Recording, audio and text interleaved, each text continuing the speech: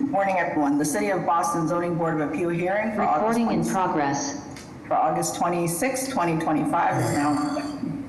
This hearing is being conducted in accordance with the applicable provisions of the open meeting law, including the updated provisions enacted by the legislature this year. The new law allows the board to continue its practice of holding virtual hearings through June 2027. This hearing of the board is being held remotely via the Zoom webinar event platform and is also being live streamed.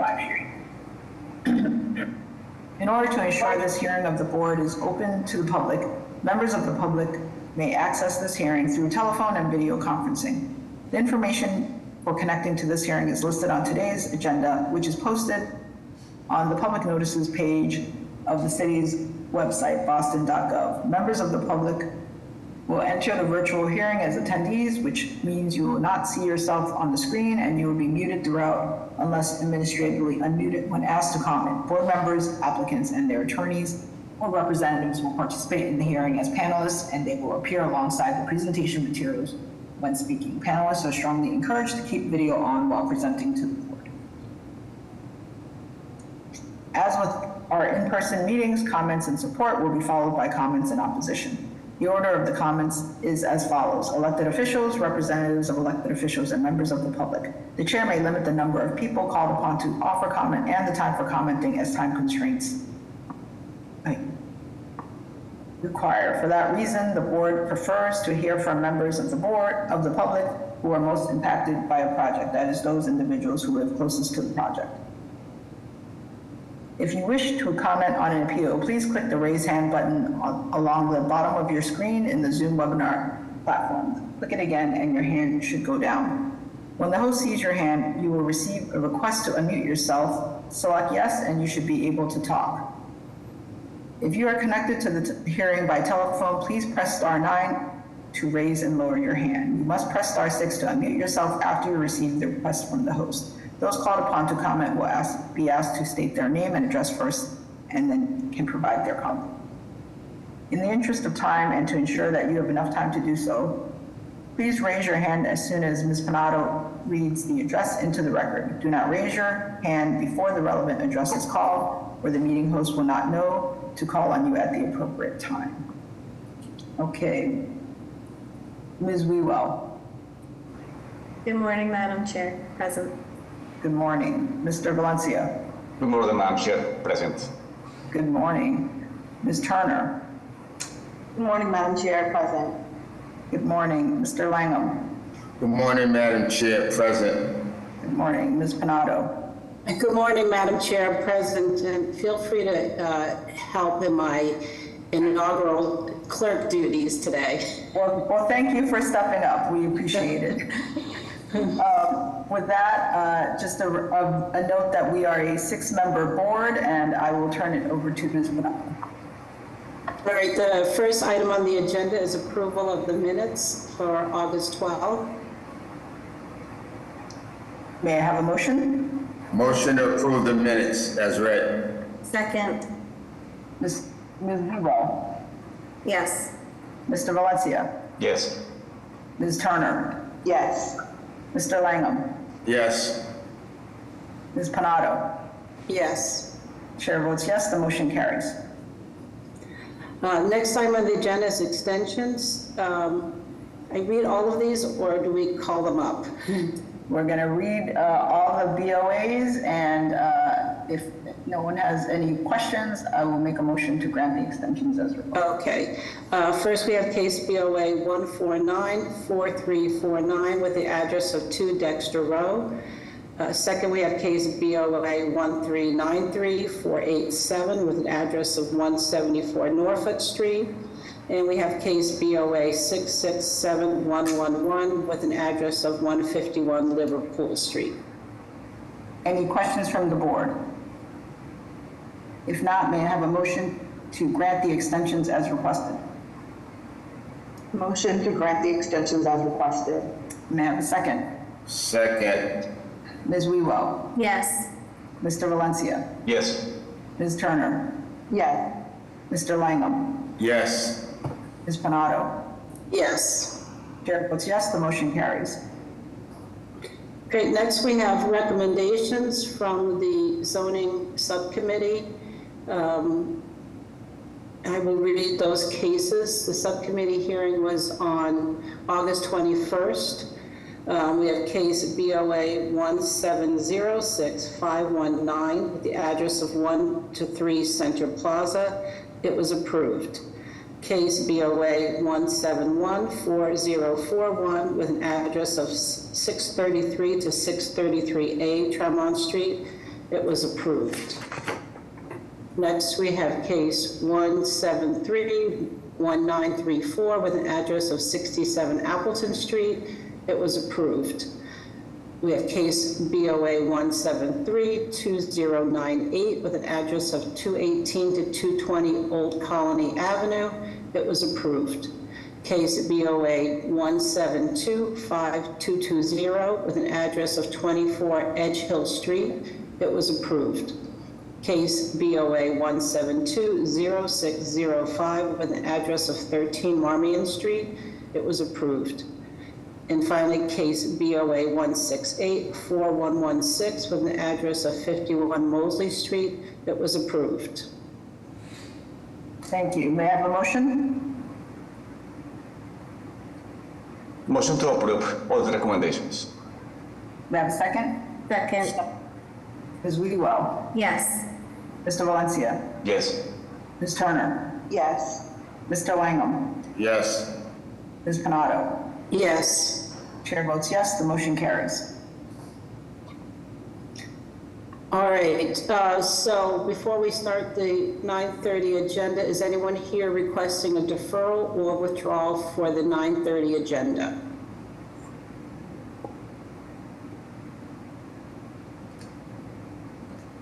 All right.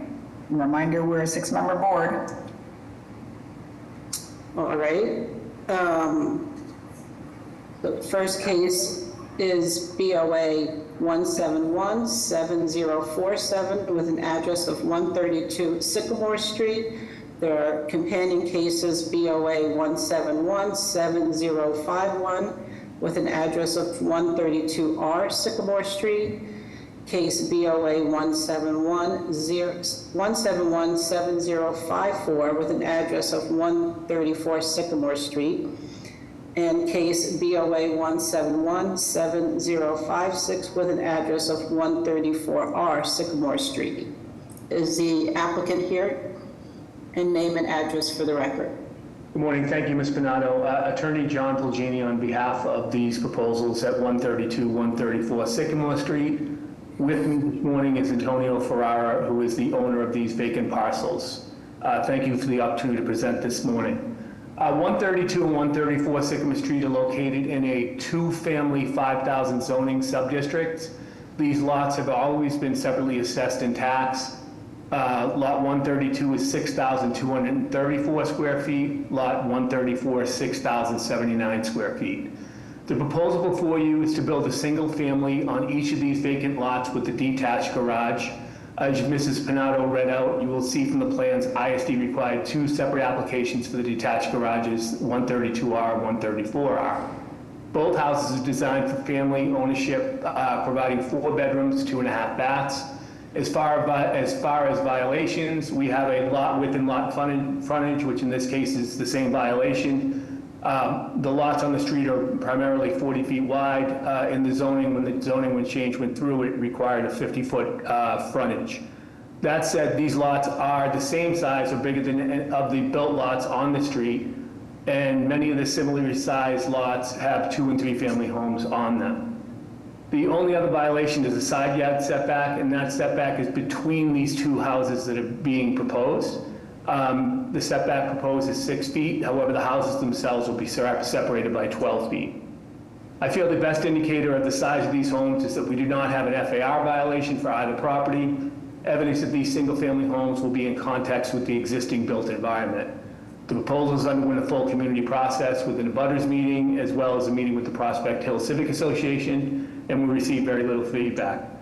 We feel that these proposals provide an opportunity for family home ownership in this great neighborhood. And with that said, I'm happy to answer any questions that the board may have. Thank you. Thank you. Are there any questions from the board? Hearing none, may I have public testimony? Madam Chair and members of the board, for the record, my name is Jeremy Bembury. I am the Roslindale Community Engagement Specialist for the Office of Neighborhood Services. The applicant has completed the community process, which consisted of an abutters meeting facilitated on June 2nd with very few abutters in attendance. A few concerns were raised regarding the distance between the two buildings, feeling they would be less than 6 feet apart and will be too close. A concern for the trees on the property was raised, and construction timeframes, and the suggestion that a duplex would be a better fit than two buildings in the neighborhood. Next, the proposal was presented to Prospect Hill Neighborhood Association and was approved to move forward in the process. Thank you for your time, and the Mayor's Office of Neighborhood Services would like to defer to the board for their judgment. Thank you. Any other comments? Madam Chair, we don't have additional comments. Okay, is there a motion? Motion to approve. Is there a second? Second. Ms. Wewall? Yes. Mr. Valencia? Yes. Ms. Turner? Yes. Mr. Langham? Yes. Ms. Panado? Yes. Chair votes yes, the motion carries. Good luck. Thank you, everybody. And next on the agenda is case 171-9009 with an address of 77 Blake Street and a companion case BOA 171-9016 with an address of 79 Blake Street. Is the applicant or their representative here to speak on this case? Name and address for the record, please. Hello, Madam Chair and board members. My name is Jennifer Howe. I'm the principal architect at Hugh Architecture, located at 53H Harvard Street in Dorchester. I'll be presenting the project at 77 and 79 Blake today. Yes, please, on the first page. 79 Blake Street hosts a single family on 3,816 square feet lot. 77 Blake is currently on record as 3,561 square foot vacant lot. And these lots were previously divided this way. But what we're trying to do is create a new subdivision to respect the house geometry on the home on 79 Blake Street. You can go to the next slide. So the new corner lot will now be 3,482 square feet, measuring around 87 feet by 40 feet. And it's in a 2F5000 zone and abuts Taunton Ave as well as Blake Street. The proposal is to build a new two-family dwelling facing Blake Street with 4 on-grade parking spaces entering from Taunton Ave, which is an existing curb cut. And in this picture, you will see the curb cut. You can go to the next. Thank you. Here's a site plan showing the proposed building massing, which fits in scale compared to the neighboring buildings. This is, you can go to the next. Oh, so yes, okay. And then the houses in this neighborhood are comprised mostly by single families with a few 2 families and 3 families. Therefore, we feel the proposed 2-family fit well in this complex. Here's a proposed site plan. The front porch is entered on Blake Street, and the driveway is entered from Cotton Ave on the side, and there's a side stair so you can easily access the parking directly to the unit. The new driveway entering from Taunton Ave will be an easement for 79 Blake Street so that they can access their parking. Can go to the next slide. Okay, so the refusal letter will show the violations for both the lots. And then we can go to the next page.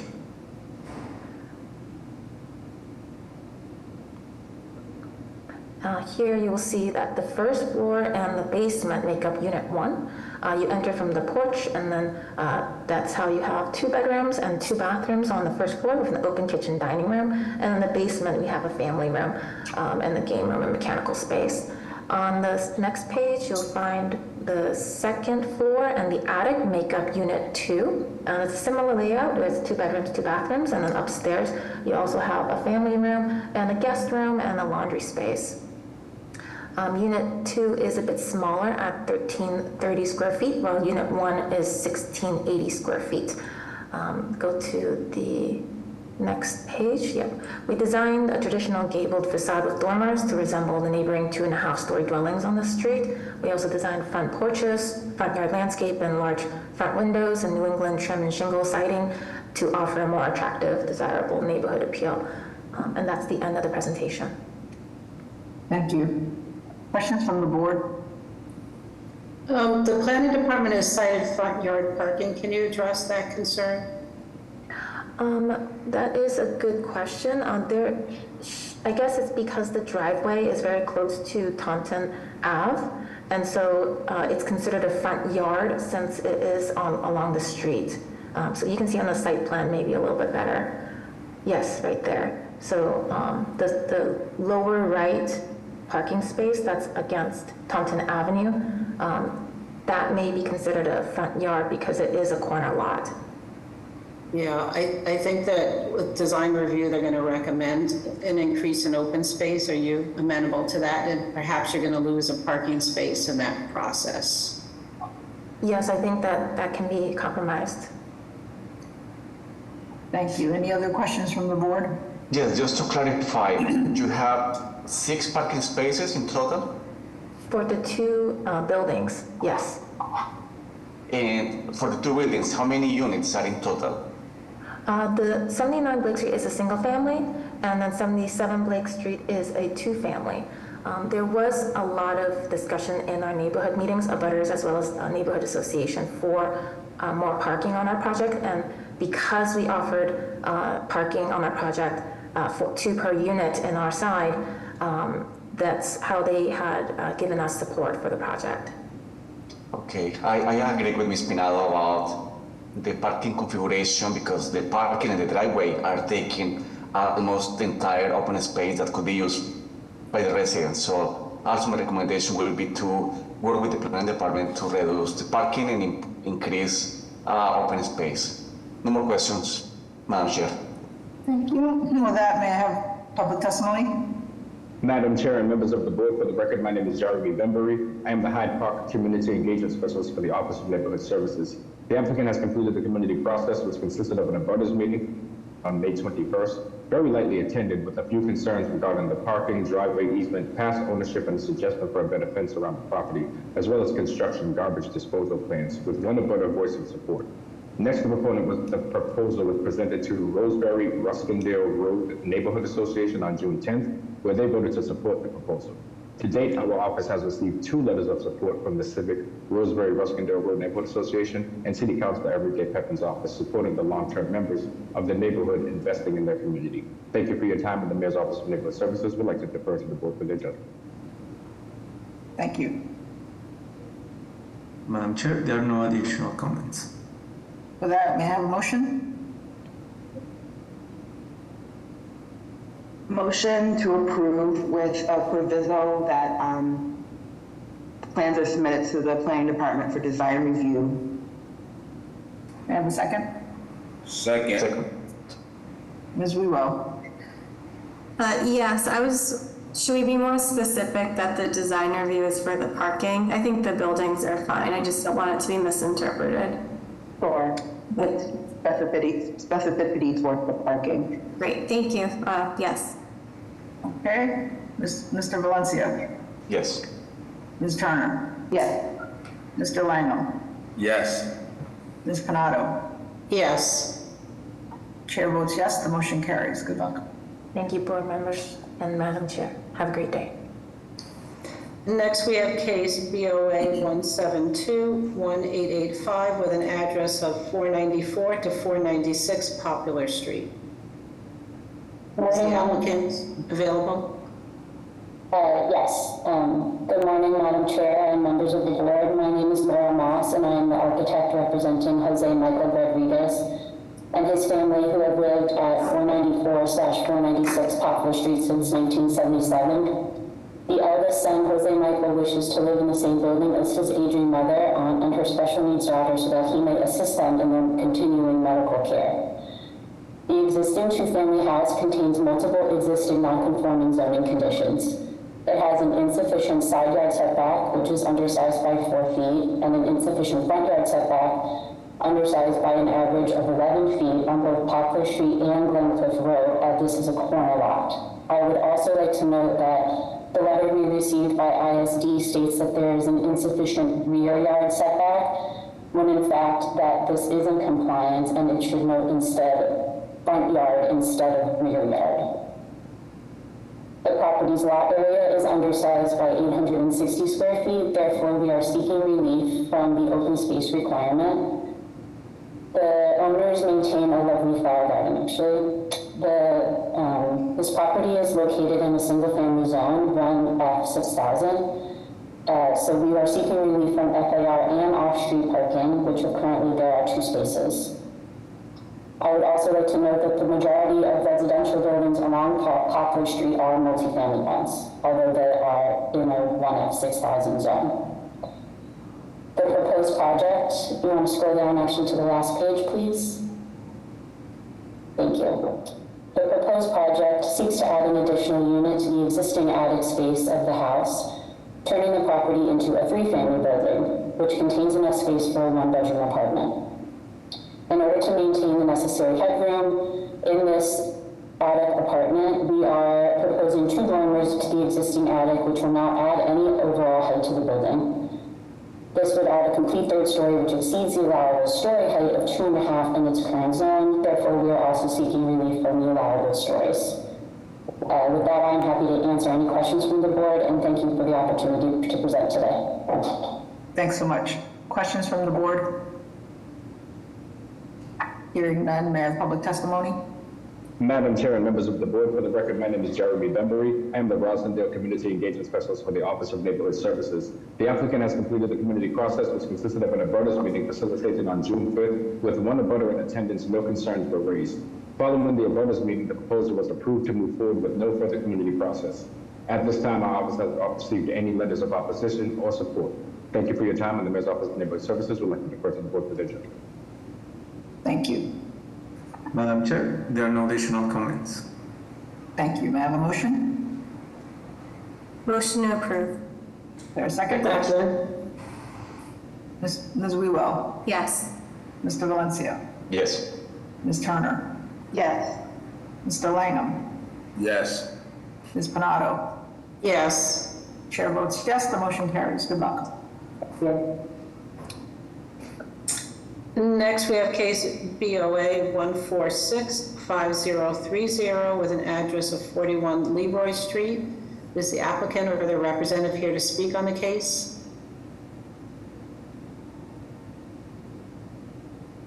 Jonathan Bradshaw. I don't think they're here. Okay, you keep going. Okay, the next case is case BOA 1692050 with the address of 14 Meehan Street. Is the applicant or their representative here to speak on this case? Good morning, Attorney Lauren Scatino, on behalf of the owner, Jose Hartnett. Please proceed. Very quickly, this is a very straightforward application. If you could just go to page 2. The proposal is to change the occupancy to a 3-unit residential dwelling, which is an allowed use in this neighborhood. The current use has a commercial space at the bottom. So the idea is to do internal renovations only, and the footprint is remaining the same to just have this be a 3-unit dwelling. You can continue down. This just shows you some view of the project. As you can see, it needs some TLC, so the idea would also be to add some landscaping and some more grass area, and to include 3 parking spaces. When meeting with the neighborhood group, they asked us to try to include as much grass as possible around these areas, so we have agreed to do that. And each of these units would be a 3-bedroom unit, so it's designed for family living. You can keep going. So the only change to the facade would be on the first level. There's currently a large garage door opening, and that would be changed to larger windows to avoid the having the garage door at a unit.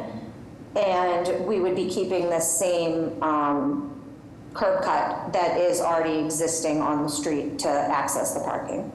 So with that, I can take questions. Thank you. Any questions from the board?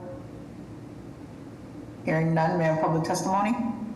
Madam Chair and members of the board, for the record, my name is Jeremy Bembury. I'm the Jamaica Plain Community Engagement Specialist for the Office of Neighborhood Services. The applicant has completed the community process, which consisted of an abutters meeting facilitated on March 25th that was very lightly attended.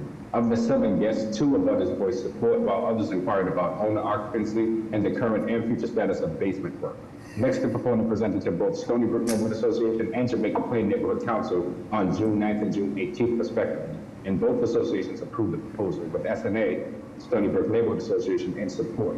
To date, our office has received 1 letter of support from the Stony Brook Neighborhood Association as they support the increase in housing in the neighborhood. Thank you for your time, and the Mayor's Office of Neighborhood Services would like to defer to the board for the agenda. Thank you. Thank you. Madam Chair, okay, we don't have additional comments. I thought was there? I thought that I saw someone. Okay. With that, okay, It's Paul Lantoska. Good morning. I'm a direct abutter to the property, and the applicant has met with me from the beginning, and we are in total agreement. This is a wonderful project, adds a lot to the community, the neighbors, and I feel he's done a beautiful job with meeting our requests and requirements for making the property aesthetically pleasing and having some great green space. So we're in favor. thank you. And with that, there are no additional comments. Thank you. With that, may I have a motion? Motion of approval. Is there a second? I'll second. Ms. Ruel, Yes. Mr. Valencia, Yes. Ms. Turner, Yes. Mr. Langham, Yes. Ms. Panado. Yes. Chair votes yes, the motion carries. Good luck. Thank you very much. Next, we have case of BOA 167-7984 with the address of 7081 Dorchester Avenue. Is the applicant or their representative here?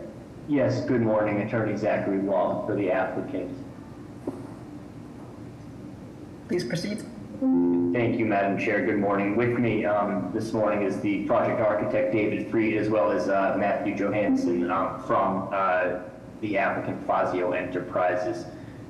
This 781 Dorchester Street is located in a triple-decker residential sub-district in Dorchester. It's surrounded by a mix of 2-family and multifamily residential buildings. Project site is currently comprised of an existing, if you stop right there, it's an existing 3.5-story, 3-unit residential building on the southern portion of the project site at 783 Dorchester Avenue, also owned by the applicant, Fazio Enterprises. As you can see in the current conditions there, the top center photo where that tree can be seen is where the applicant is proposing constructing a 2-family residential building with 2 parking spaces in the rear. We believe that this would be a strong improvement and addition to the neighborhood. If you can keep scrolling down, please. Just to advise the board, we did perform a density study, which can be seen here on this slide. You can see that the proposed project is consistent with the density of the neighborhood, and in many cases, in fact, less dense than neighboring properties on Dorchester Avenue and Bellflower Street. If you could go to the next page, please. I'll walk briefly through the plans. The proposed project has both a front unit and a rear unit. Each unit does have a separate entrance. The front unit on Dorchester Avenue, the rear unit, you walk through a gate on Dorchester Avenue to down a well-lit, we'll call it an alley to the rear entrance. If you keep going, the basement of the proposed project has utilities as well as storage. Just again, briefly running through the plans. Each unit is a 3-bedroom, 2.5-bathroom layout. The first floor of the front unit has kitchen, dining, living area, along with a half bath and a closet. On the first floor of the rear unit, there's a home office and a closet. You also have, on the second floor of the front unit, 2 full-size bedrooms with bathrooms, along with closets and a full bath. On the second floor, the rear unit, there's the kitchen, living area, dining area, and half bath. Third floor, the front unit, you have the master bedroom with the ensuite bathroom and walk-in closet, home office, and laundry. On the third floor of the rear unit, you have 2 full-size bedrooms and a full bathroom along with laundry. The half floor on the rear unit, again, that's situated behind the roof deck. It's not visible from the street. It will have no impact on pedestrian experience. That's where you have the master bedroom in the rear unit, as well as bath, walk-in closet, and a small roof deck. If you scroll down a little bit, you can just see the proposed renderings and the elevations of the proposed project. I would just point out for the board that the site to the immediate right of the proposed project, 779 Dorchester Avenue, recently received relief from this board for a 2-family mixed-use building, which again, you can see in the renderings there. We are seeking a conditional use permit, excuse me, to allow for the construction of a second structure on the lot. We'll have independent street frontage that's non-intrusive to the surrounding area. We also seek relief for certain dimensional violations largely triggered by the unique parcel shape of the proposed project. The lot area certainly does provide sufficient space for the proposed project, and the nonconformities are similar, and in fact, in many cases, less severe than the surrounding lots.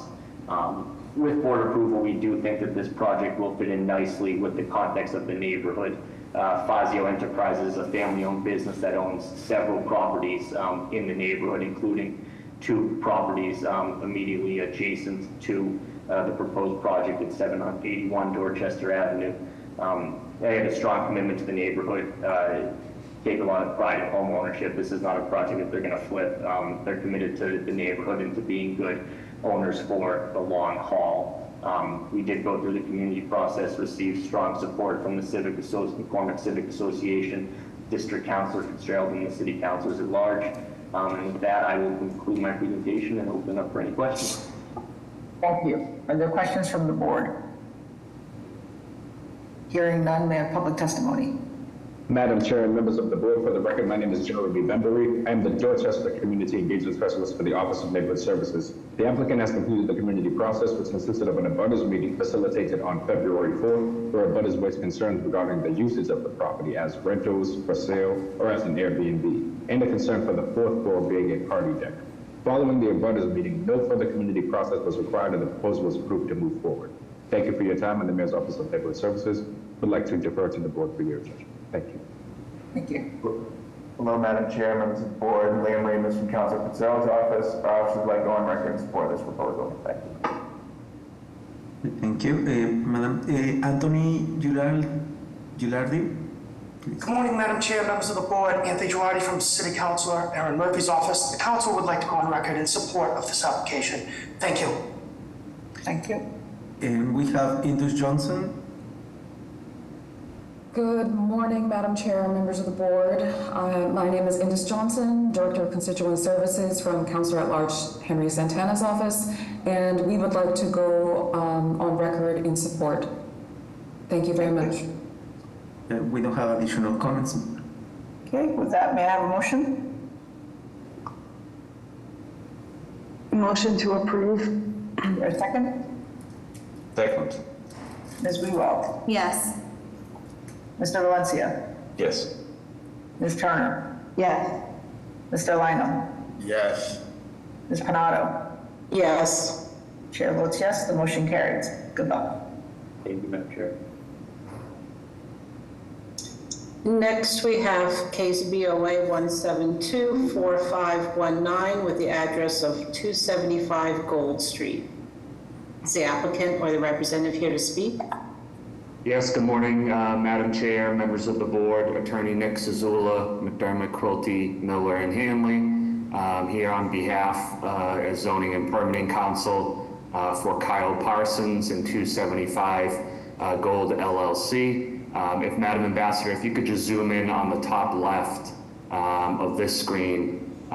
This is just the zoning set, but you could see here on the top left that this is an existing single family in the kind of tan in the middle of the top left, and then the proposed view will be replaced with a new single family, which is on the right-hand side. Also with me today is Derek Rubinoff, who's the project architect from Derek Rubinoff Architects. And Kyle and his family purchased the property a little under 2 years ago at 275 Gold. Some of you may recall, if you were on the board or attending about a year ago, they had proposed a 3-family building here about a year ago, but ran into some issues with accessibility in building code. So what they are now pivoting to do is just replace the existing single family with a more modern, larger, up-to-date new single family. And so they're proposing to demolish that building on the left side, which is, again, an outdated single family home built over 100 years ago, and construct a more modern, larger single family to be more in line with, as-built conditions in the neighborhood. It will include a semi-finished basement, at-grade 2-car garage, family room at street level, and the upper floors will include living space and bedrooms. And you'll also see on the plans that there is a small roof deck accessed by roof hatch in order to provide open space for the single family. And of course, the new single family will be sprinkled. And if I can, Madam Ambassador, to go to the 3rd page, I just want to quickly go through the zoning. Or actually, you could go back to this page just quickly. You could see the footprint. Yep, thank you, I'm sorry. This is just the footprint of the new building. Matches a lot of the same side and front setbacks of the existing and the as-built conditions of the street. You can also see on that survey just where the roof deck is situated on the roof. So now if you could, Madam Ambassador, or Mr. Ambassador, I apologize, if you could go to the to the 3rd page, there's a zoning chart. And I'll quickly just go through the zoning. What we don't need is use. The single family isn't allowed use. We comply with the open space, and we are proposing 2 at-grade garage parking spaces, which is compliant with the parking requirements in South Boston at this location. Gold Street is a very narrow street with no on-street parking, so we wanted to make sure that we weren't exacerbating any parking issues in the neighborhood, not having any on-street parking specifically on Gold, so we're compliant with that. We do need lot area minimum. This is an existing nonconformity. The lot is small, it's 1,389 square feet, 2,000 square feet is required, but few, if any, of the lots on this block of Gold Street meet this requirement. They are all a lot of them are all this size, around this size. Floor area ratio, 2 is allowed, and we're proposing roughly 3. This would be attributed again to the small size of the lot. It's only 1,389 square feet. It's also 24 feet wide by 55 feet deep. So it is a smaller site, and so we require FAR relief as a result of that. But again, this we would suggest to the board this does match the existing context of the street, where many other buildings are above the FAR requirement. Building height excessive is required. 40 feet is allowed, and we are proposing 45 feet. But that is really just because of the deck railing and the roof hatch. For the roof deck, the roof itself for the main portion of the building is actually 40 feet. So the main portion of the building is compliant with building height. And this again is, really contextually appropriate with a lot of the structures right around the site, including several of the abutting properties. We need side yard setback insufficient. This is again an existing nonconformity with what's there now. 3 feet is required. We're proposing 1 feet. Again, it's only a 24-foot wide site, so complying with 3 feet on both sides would only allow an 18-foot wide floor plate, and that's very difficult to have anything that's feasible. And if we adhere to the setbacks on this lot, it would permit really only allow a footprint of like 35% smaller than the block's typical built condition. So it would cause a hardship to comply with the setbacks. Rear yard, 15 feet required, 7 feet proposed. Again, small size of the lot, only 55 feet deep. And then we need roof structure restrictions for 2 reasons, which is a conditional use permit. One, because we are exceeding the size of the height of the building that's on the lot now, but also because of the small roof deck. The roof deck's about 400 square feet, but this is the primary open space for the single family. There will be no head house. It will be a compliant roof hatch. And contextually, there are a lot of other roof decks right abutting this property. And some of these are actually accessed through head houses with larger visual impacts than what we're proposing. So we would suggest that a roof deck really is the main open space for the project. It is a single family. And so we would suggest that it's compliant with the conditional use standards for that. And then the final one I'll just highlight is we were cited for some reason for conformity with the existing building alignment with the front yard. We would suggest that this was probably incorrectly cited. The proposed front yard setback we think matches the building alignment. And actually the planning recommendation, which is different this time than 3-family about a year ago, the planning recommendation to the board highlighted this incorrect citation for building alignment and was a recommendation of approval. Happy to pause here, Madam Chair. Happy to go through the plans. Derek can run through the plans if you'd like, but again, at the end of the day, it's a larger single-family, modern, replacing an existing single-family in a multi-family sub-district on Gold Street. So happy to go through the plans if you have questions, or I know that was a lot of information on the zoning, so happy to pause. It would have been great to just scroll while you were talking, but are there questions from the board? Are there any slides you wish to see? Can you just address the curb cut? The planning department, as you probably know, has recommended a reduction in the curb cut from 16 to 12 feet. Can you address that? Absolutely. Yeah, we're kind of stuck between, that's a great question, Ms. Pignatto. We're kind of stuck between wanting to provide the required 2 spaces for this larger single family, and the fact that Gold Street is such a narrow street. It's a one-way narrow street, so making the maneuverability into the garage with only a 12-foot curb cut, we thought would be difficult. That being said, we did read the recommendation from the planning department. We are more than happy to work with them through the process to make sure that everybody's on the same page and that it works both from their standpoint, but also from a maneuverability. So, thank you. Yep. Thank you. Any other questions? Hearing none, may I have public testimony? Good morning, Madam Chair and members of the board. Siggy Johnson with the Mayor's Office of Neighborhood Services. This petitioner completed the ONS community process. Our office hosted an abutters meeting on June 24th, at which abutters had some comments regarding the proposed building height, but no opposition was stated. Our office has received 22 letters of support, of which 13 signed an address in a 300-foot abutters radius. The City-Side Neighborhood Association took no position on this proposal. With that background, our office defers judgment to the board. Thank you. Thank you.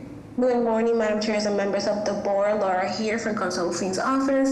This time, Consul Flynn would like to go on record in opposition due to feedback from neighbors who would like to see compromise to remove the proposed roof deck.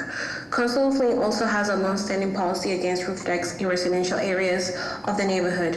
With South Boston having become a destination for young people on the weekend, neighbors continue to report complaints related to late parties on roof decks that disturb the quality of life of our seniors, persons with disabilities, and young families, as well as trash removal issues impacting nearby residents.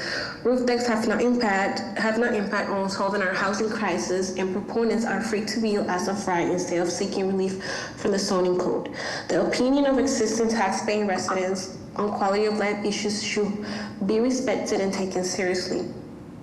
Moreover, with these persistent quality of life issues over many years in mind, residents do not believe roof decks should be legitimately considered as open space and relevant to meet zoning requirements. Thank you. Thank you. Madam Chair, there are no additional comments. Mr. Zulli, do you want to address that? Yeah, I think we're well aware of Laura's office, Ms. Toledano's, and Councilor Flynn's long-standing opposition to roof decks. I think in this case, this is a single-family home. The proposal is for this to be home ownership. The roof deck is 400 square feet. Because of the size of the site and the need to provide the parking, it's very difficult for us to do any at-grade open space. So, you know, if this was a multifamily building with a lot of units, I totally understand. I think, you know, we're seeking the roof deck because of the constraints of the site. We have some at-grade open space, but not a lot. And we're again kind of stuck between the rock and the hard place of trying to do open space and parking on a small site. And so, you know, I do feel like we would respectfully respond that this is a location that should allow for a roof deck because of those site constraints. Nick, if I can just add, it's Derek Rubinoff from Derek Rubinoff Architect, 82-84 Spring Street in West Roxbury. We did design the roof deck to conform with the zoning stipulations for roof decks in this district. So it's set back appropriately from the street. Thank you. Any other questions from the board? May I have a motion? Yeah, I'll make a motion of approval with design review to look at the proposed curb cut and potential reduction of that curb cut. Is there a second? Second. Ms. Wewell? Yes. Mr. Valencia? Yes. Ms. Turner? Yes. Mr. Lang? Yes. Ms. Panado? Yes. Chair votes yes, the motion carries. Good luck. Thank you. Next item on the agenda is case of BOA 173-3081 with an address of 20 Shawmut Street. Is the applicant or the representative here to speak? Good morning, Madam Chair, members of the board. My name is Luis Santana, and I am here on behalf of Alexander Limanov, which is the owner of this property. If you don't mind, Ambassador, I would like to start with the plans and use that presentation as a supplemental information for the members of the board, if you may please.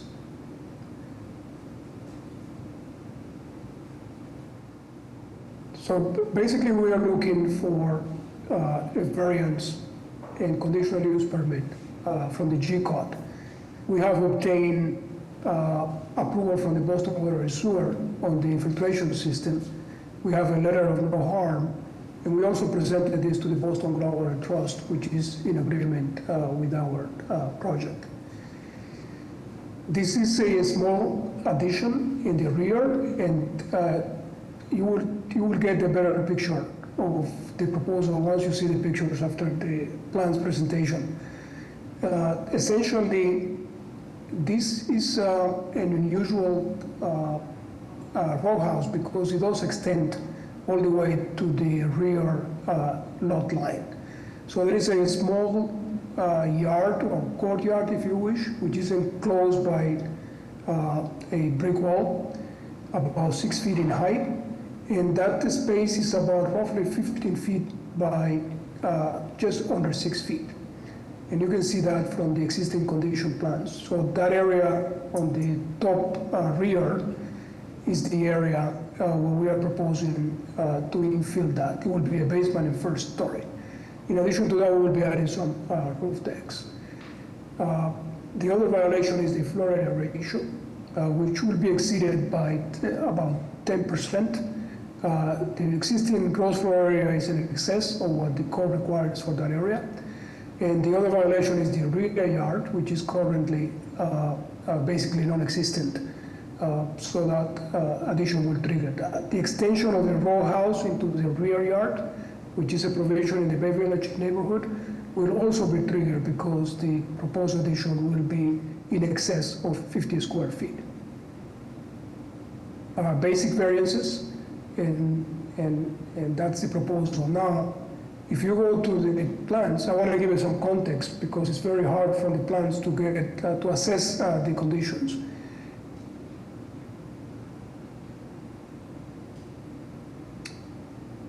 And this is the, as you can see that red dot from the Google Maps, that is the property in question. This is a 3.5-story row house adjacent to 2 other row houses on either side of it. Now, if you go to the next slide, that gives you an idea of what has happened basically in this area and how those row houses have been literally buried under these large structures around. For example, 212 Stewart Street is a 19-story tower that was completed in 2022. To the right of that, and all that is basically on the adjacent blocks of the subject property. 210 Stewart Street is a 8-story garage with a 24-story tower. And right behind the property, which actually the rear lot line abuts, 1725 Pittman Street is a new construction. It's a 4-story row house built in 2015, and it's about 45 feet or over high with roof decks. To the left of that, on that block, there is an existing 4 to 7 stories, also a structure. Behind on Pittman Street, we have a couple of recent developments. There is 16 Pittman Street in which 2 stories were added or will be added since it was recently approved. And we have also large buildings on a larger building on Church Street in which an additional story was permitted back in 2017. If you can go please to the next slide. So that is the area of the proposed addition.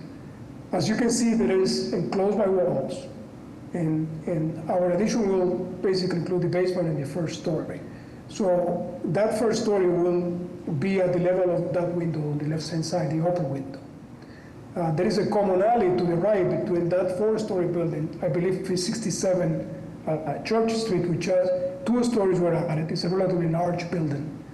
And that alley is shared for emergency egress between the 2 buildings. So just to confirm, the addition here that you're showing, this picture, it's only going up to the existing wall that we see? No, it will be, it will cover, as you can see, Madam Chair, the 2 windows on the left side looking down, the addition will be there. So portions of that addition will be behind that existing wall. So it's going up to the 2nd floor, and so the windows that we see on the right will, whatever sunlight they had is minimized further. Correct, because of the topography, the basement is almost fully exposed in the rear, and then the first floor is a little bit higher at that at the rear location. So is there a picture that shows the decks? I understand. Absolutely, yes. If you can go to the next slide. So that is a view. Yeah, that is a view from towards the rear. That is the recent large row house built behind this building. And as you can see, that wall will pretty much cover the entire basement addition. And then the first floor addition, if I'm answering your question correctly, it will be above that wall. I'm just trying to understand, there was some comments, public comments submitted that referenced like three decks as part of this project. I just want to understand if that's accurate and where they will be located. For that, we'll go back to the plans, and I will plan to show that.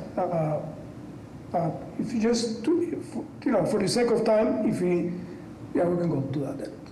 Let's go to the plans, please. If you can scroll down to the proposed floor plans.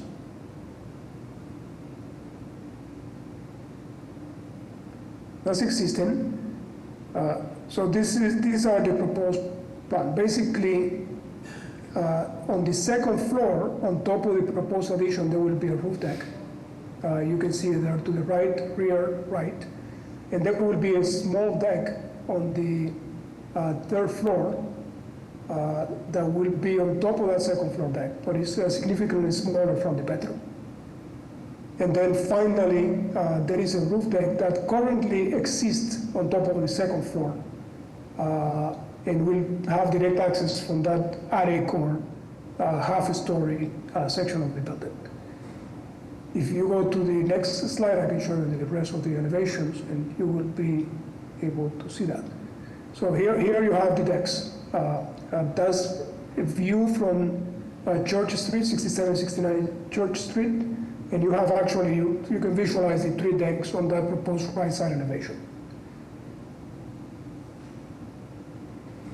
Other questions from the board? I would like to go, if you allow me, please, a few more minutes, a couple more minutes into the pictures, so you can have a better idea of. Any other questions on these? Well, okay, keep on.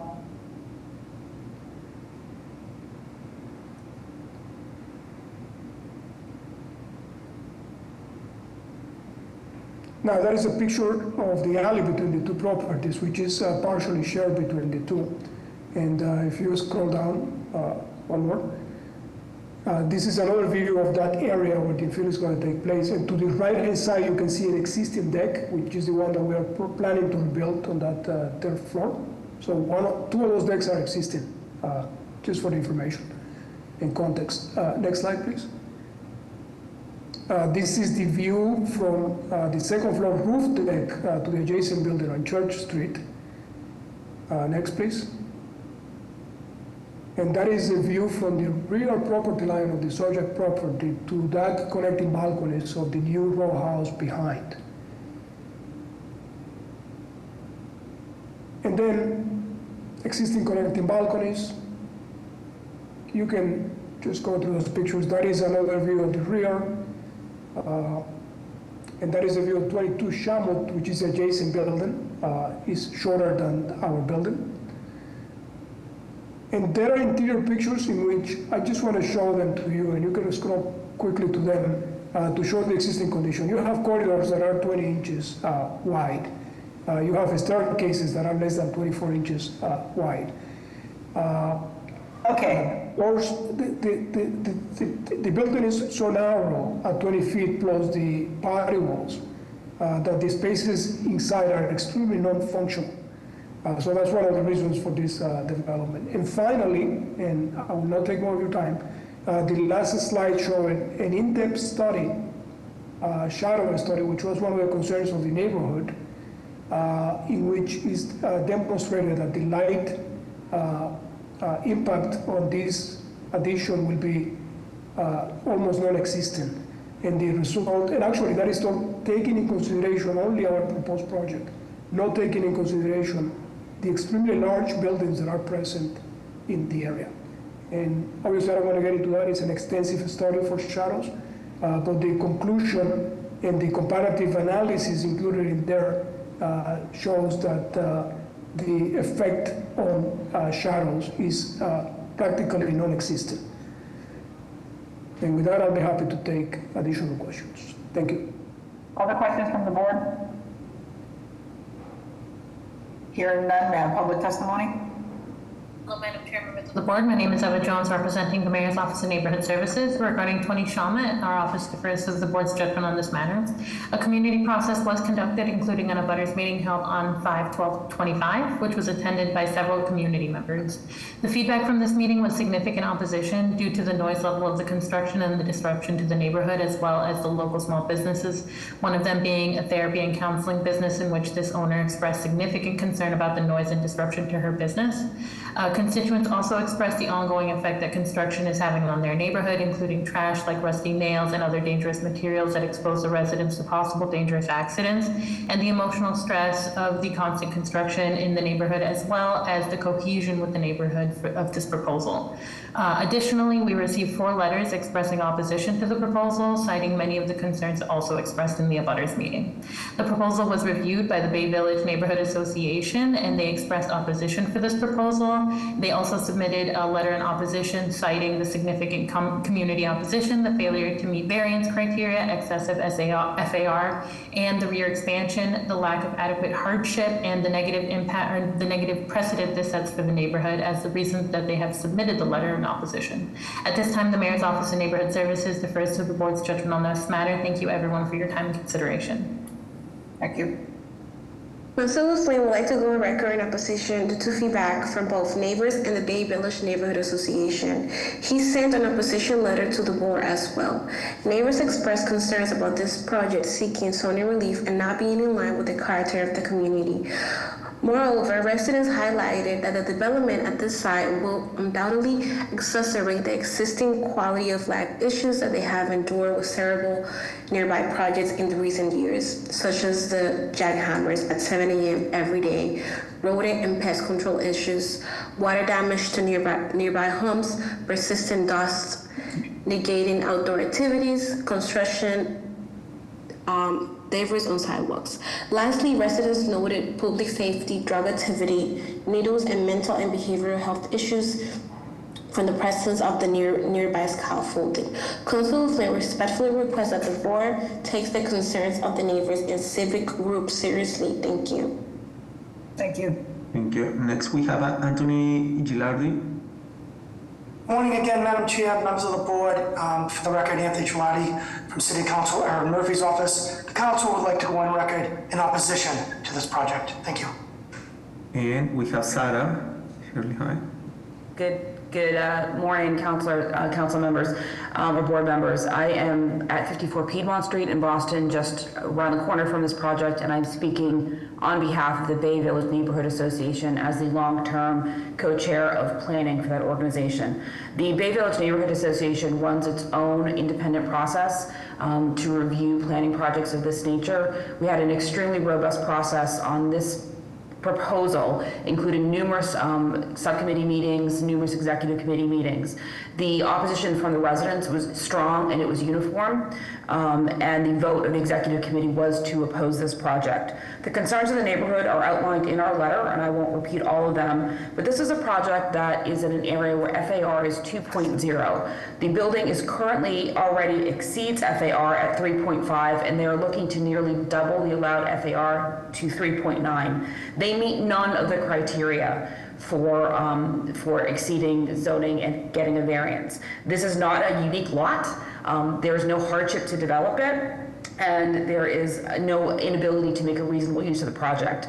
Most homes in Bay Village are of this character, and an appropriate renovation can address all of the issues they have with narrow staircases, etc. The one item that was cited by the applicant was the small bathroom on the first floor, which I would say exists in nearly every single family townhouse in Bay Village, a small powder room.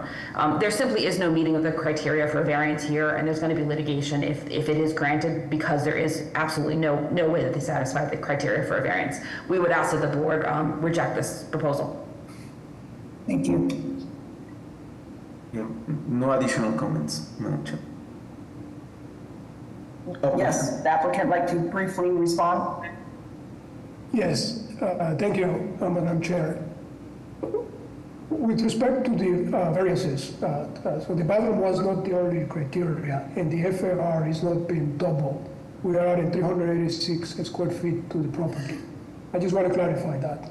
And the three criteria in order to grant a variance, the neighbors focus on the lot only. And the conditions of the structure of lot are the one to be taken in consideration on the first list of conditions to grant the variance. And in this case, this structure is quite unique. It has been buried between these other buildings. The lot is extremely narrow, so it does comply with one of the condition for the variance, for the first condition for the variance.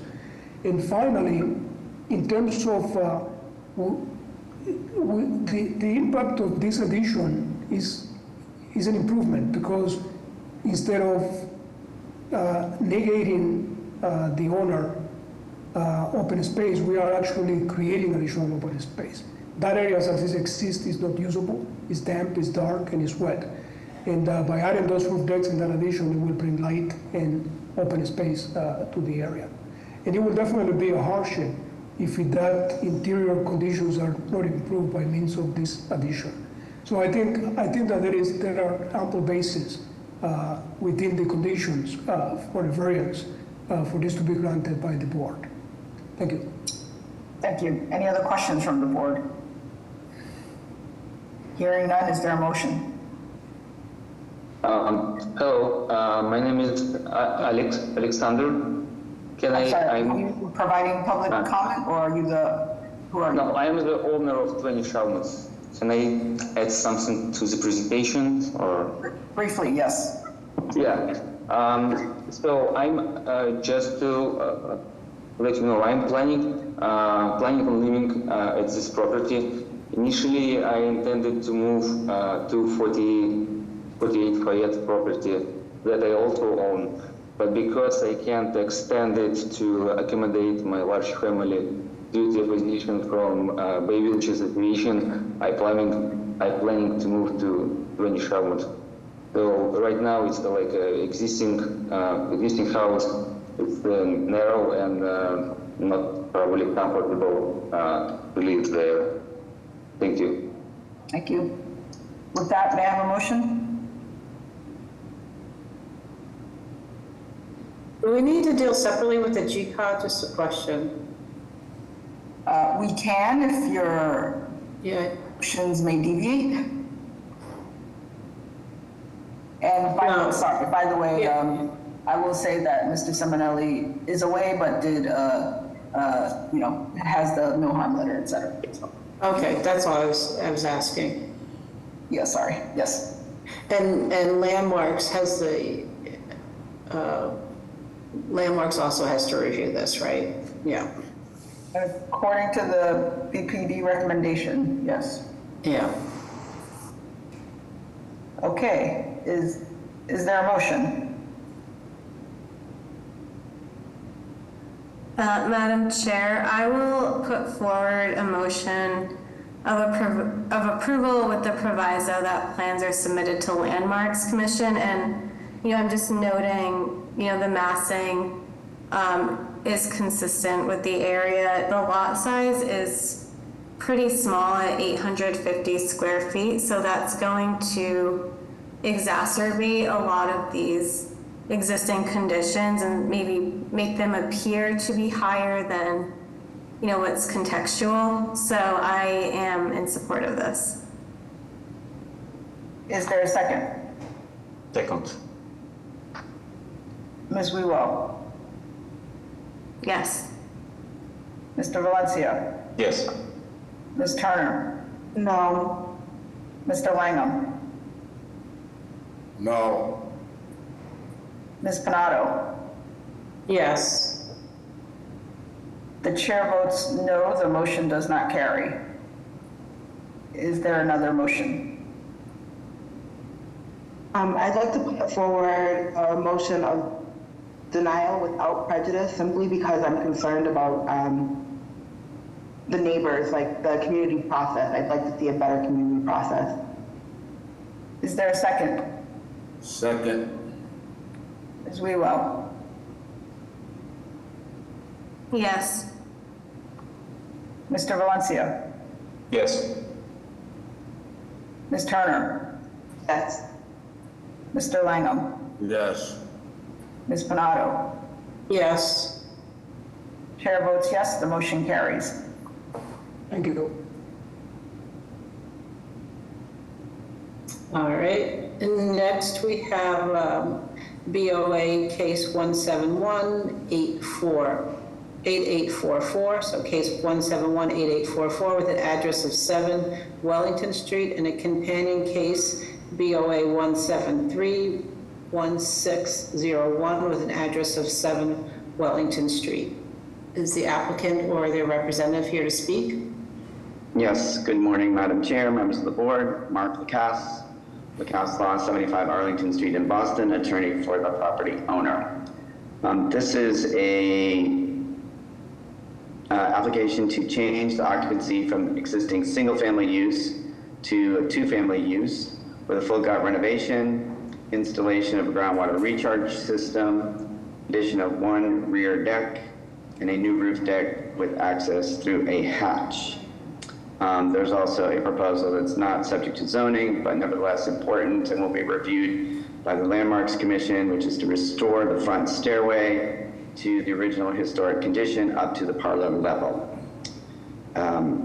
There are, before you today, 3 conditional use permits and 1 variance on the zoning code appeal, and then I'll separately address the building code appeal.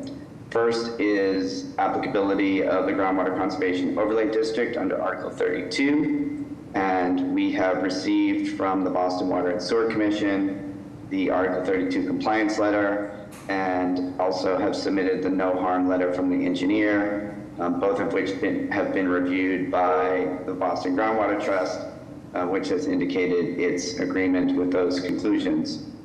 The next item is the addition of a rear deck at the second floor in the back. In the south end, an extension into a rear yard for such a deck is a conditional use, requiring the applicant to comply with the design standards that have been set forth by the planning department over the years, which is that the rear deck be no more than 6 feet projecting from the rear facade and supported by cantilever brackets. This proposed roof deck is actually smaller than that design standard. It projects 5 feet from the rear of the back facade and is supported by cantilever brackets. The third item is a conditional use permit for a roof deck. The south end is a restricted roof structure district, and any roof deck constructed thereon requires review by this board, as well as the Landmarks Commission, which will follow the zoning review, and that constitutes a conditional use permit for a roof deck. Last item on the zoning code appeal is floor area ratio is excessive. And I wish to point out that the BPD, the Boston Planning Department memo, indicates that the maximum FAR in the multifamily residential subdistrict in the south end is 1.0. That is actually not accurate. The Table D of Article 64 shows that in the MFR subdistrict in the south end, the maximum FAR is 2.0. And the math for this project is that this is a 2,080 square foot lot, which means it could have a gross living area of up to 4,160 square feet. And with the addition of living space in the lowest level on one floor of the duplex unit, the total will be 4,171 square feet, or 11 feet exceeding the maximum FAR, which is 0.002%. So it's a very minor increase in FAR, and further, there is an exception in the South End zoning code when converting existing space from non-livable to livable space. So that's the FAR violation. Turning next to the building code appeal, in the peculiarities of conflicting code provisions, the zoning code for the South End requires that access to roof decks be via a hatch, as do the standards and guidelines of the South End Landmarks Commission require access to roof decks be via hatch. On the other hand, the building code requires that access to roof decks be via a penthouse. Therefore, when roof decks are proposed in the South End, we need to seek a variance from the building code for the head house requirement and instead provide access to the roof deck consistent with the zoning code and the Landmarks Commission via a hatch. So that is what is being proposed. The net result of this project is 2 units. Unit 1 is the duplex on the lower 2 levels, 1,765 square feet, and Unit 2 is a triplex on the upper 3 levels of 2,572 square feet. There are 3 parking spaces in the rear yard off private alley 534. One is a single spot for Unit 1, and the other is a tandem spot for Unit 2. There's also a rear yard patio for Unit 1 as well.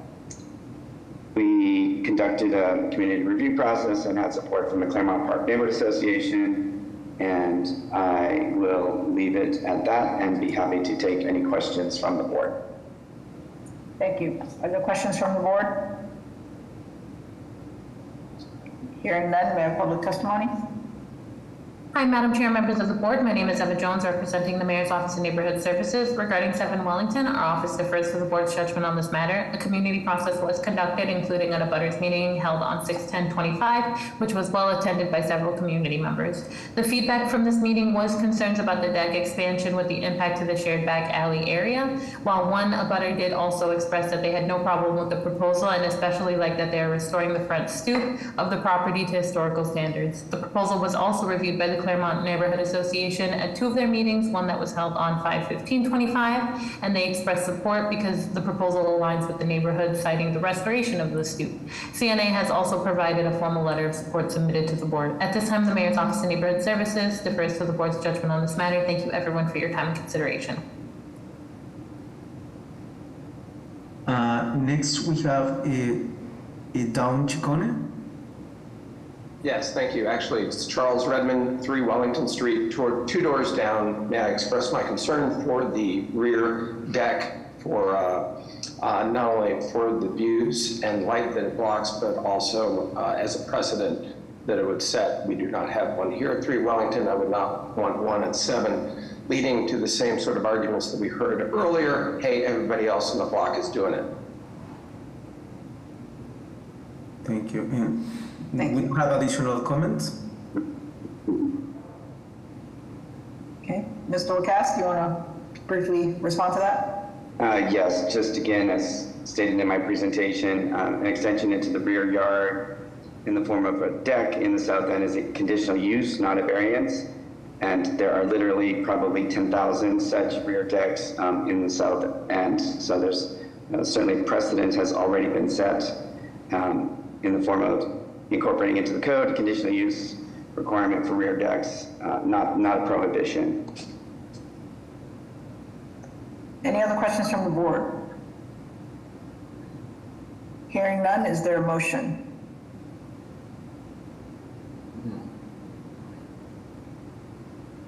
I'll make a motion of approval with the proviso that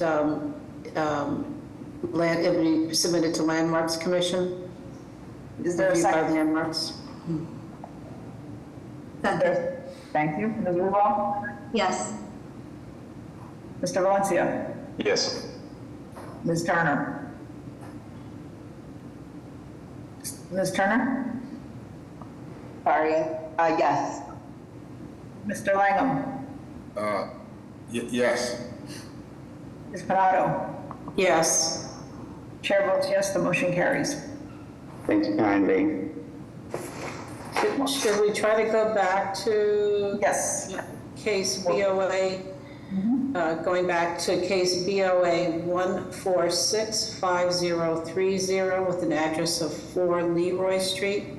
Is the applicant or their representative here to speak on this case?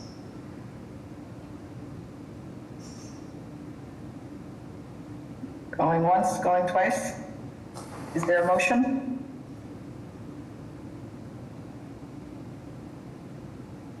Can defer, deny, DWAL. Motion to defer. There a second? Second. Ms. Wewell? Yes. Mr. Valencia? Yes. Ms. Turner? Yes. Mr. Langham? Yes. Ms. Panado? Yes. Chair votes yes, the motion carries. With that, we'll take a break until, Do we need a date to refer to? Sorry, go I for it. apologize for interrupting. We could do September 23rd or October 7th. Well, they're not here to reply, so please reach out to them, whichever one you decide. Do we have to make a motion for a date, particular date, or? Yeah, we can put it on for October 7th, and we'll contact the applicant. Thank you so Motion much. to, yeah. Thank you. All good. All right, so I'll see you back at 11. Recording stopped.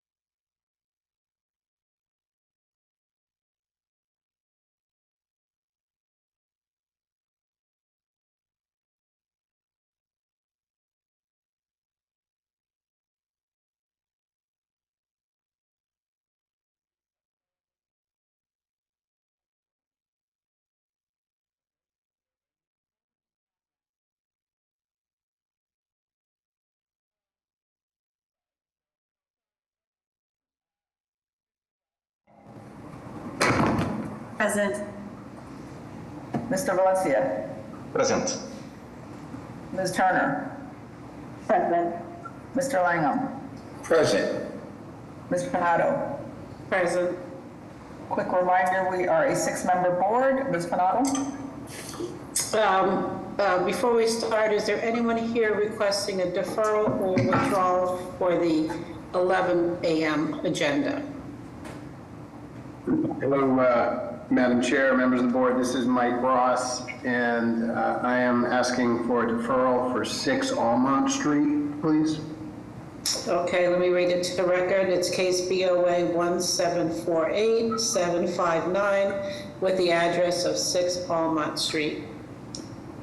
We made some changes to the rear of the property that allowed us to eliminate the rear yard setback and required the site plan to show same, and we were waiting for the site plan. It just arrived yesterday, basically. So we have it, we're ready to go, but we obviously would like to do a quick deferral if we could so that we could get it back in the zoning board of appeal to get it back in front of you folks in a timely manner.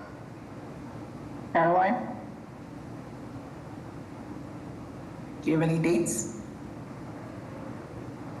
Is Caroline here? Sorry, I was on mute. ISD reviewed the plans already? Oh yeah, they did. We removed the rear yard setback, and so, yeah. So we have to recirculate it through you guys and just get back in front of the board. Okay, we could do September 23rd. Yeah, if that's your earliest, I will take it. Okay, with that, may I have a motion? Motion to defer till September the 23rd. May I have a second? Second. Second. Ms. Ruel? Yes. Mr. Valencia? Yes. Ms. Turner? Yes. Mr. Langham? Yes. Ms. Panado? Yes. Chair votes yes, the motion carried. See you then. Thanks so much. Mr. Spitz? Yes, 18 Interville Street, please.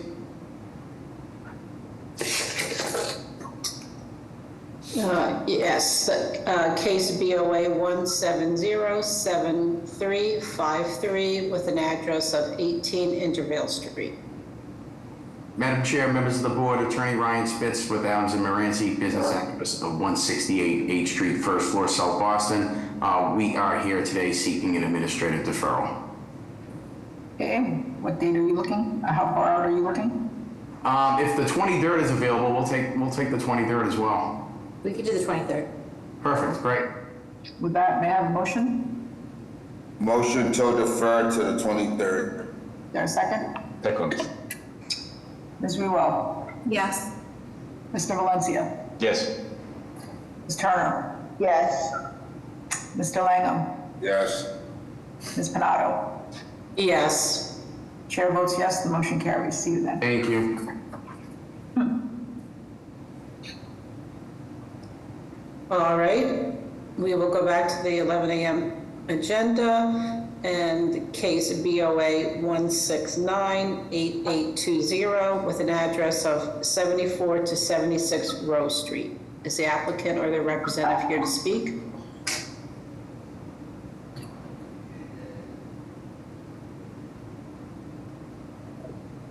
Okay, there is one person. One second, please.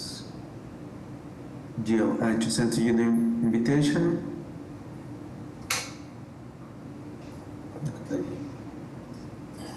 Hello, our architect should be here, but there was just a slight delay, so I raised my hand quickly so that we didn't get skipped. I'm the owner, not the architect. Is the architect on or is he coming on? He should be, because I just was emailing with him earlier this morning. What's the name? Andrew Falkenstein. Andrew, I just sent to you the invitation. Please make sure to accept it. Thank you.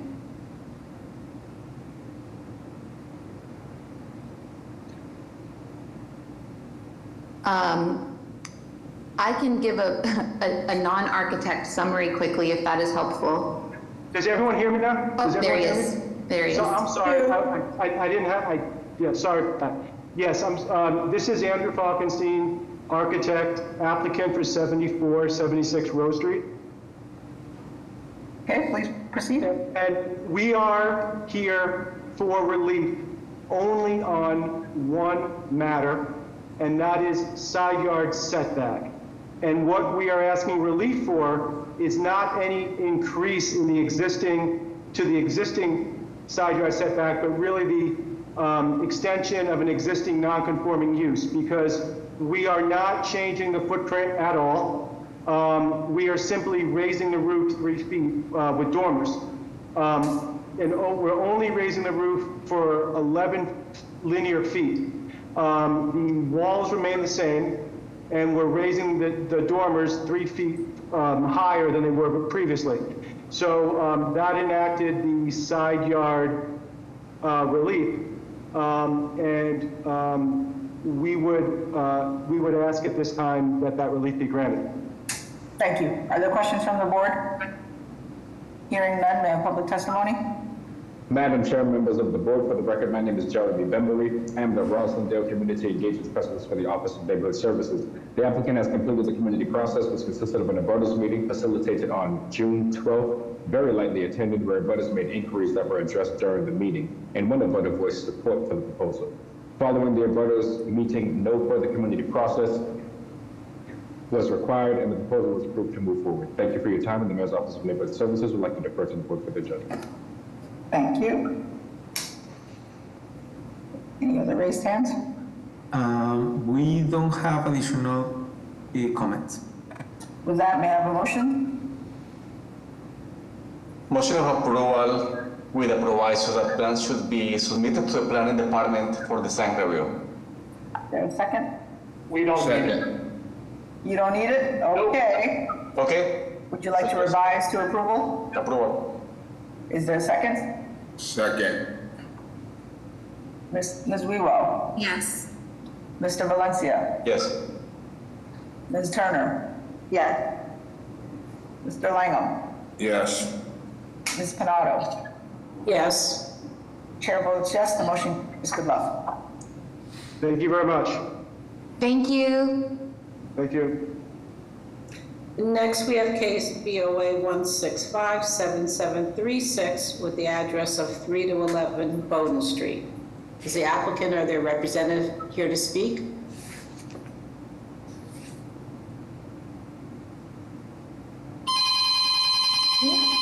There is Jerome. Are you here for this project? Yes, hello. Yes, I'm Jerome Niles. I'm here for 5 Bowden Street, Mama Mish. And I believe my partner, Jillian Niles, is on here as well. Okay, who's presenting? I believe Jillian is. She should have raised her hand. Do you see another raised hand? No. What is the name? I'm sorry again. Mom Mish. Mom Mish. That's gonna be Mom M-U-M. Jillian. Okay. Yep. I see you now. Jillian, please accept the invitation. Okay. There she is.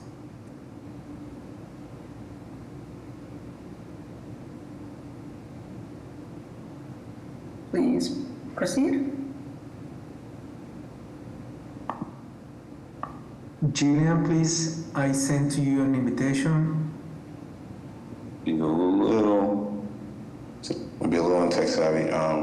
It looks like she's not accepting the invitation. Is she on? Do you see her? Yeah.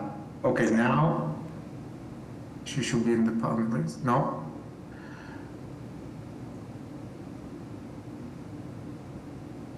Hello, good morning. Can you hear me? Yes, we can hear you now. Oh, so sorry about that. Hi, good morning, Madam Chair and board members. Sorry about that, little technical difficulties. I'm Jillian Niles, part owner, along with my son, Jerome Niles, of Mummish Restaurant, located at 5 Bowden Street in Dorchester. We're a Trinidadian fusion restaurant, along with an array of foods of other cultures and so on and so forth. We are open Tuesday through Sunday from 7 a.m. to 9 p.m.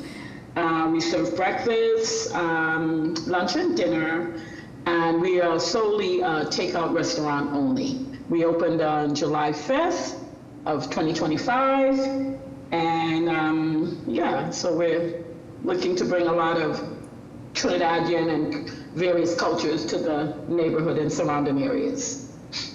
Thank you. Any questions from the board? Hearing none, may I have public testimony?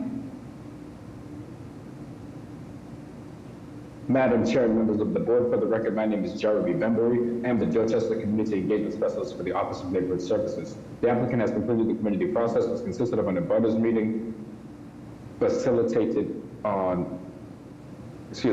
consisted of an Office of Neighborhood Services notification flyer informing the community of the proponent's intent for takeout. Next, the proposal was presented to UNA, where they approved to move the project forward. No vote was taken as an opposition or support. Thank you for your time, and the Mayor's Office of Neighborhood Services would like to defer to the board for the agenda. Okay, now, Brian, you can proceed. Good morning, Madam Chair, members of the board. Timothy Guimond on behalf of City Councilor Brian Worrell, District 4. Just wanted to go on the record supporting this CPA appeal. I'd like to see more businesses with a local mentality here, and looking forward to seeing this business move forward. So happy to support. Thank you. Thank you. Okay, and next we have Kevin Higgins. Thank you so much. Hi, everyone. My name is Kevin Higgins, Senator Miranda's Chief of Staff. The Senator would like to go on the record in support of this project. Thank you so much. And Marcos. Good morning, Madam Chair, members of the board. This is Marcos Belice from Four Corners Main Street. I want to express our support for this restaurant and the Miles family. I believe that they bring a unique sort of cuisine to the space and to our neighborhood, and so we're very much supportive of their case. Thank you very much. Thank you. Madam Chair, there are no additional comments. With that, may I have a motion? I got a little comment about that restaurant. I heard a lot of great things about that restaurant. I never ate there, so I'd like to make a motion to approve. Okay, is there a second? Second. Ms. Rewell? Yes. Mr. Valencia? Yes. Ms. Turner? Yes. Mr. Langham? Yes. Ms. Panado? Yes. Chair votes yes, the motion carries. Good luck. Thank you so much. Thank you all. Appreciate you all. Thank you so much. God bless you all. All right, next we have case BOA 1676254 with the address of 40 Dudley Street. Is the applicant or their representative here to speak?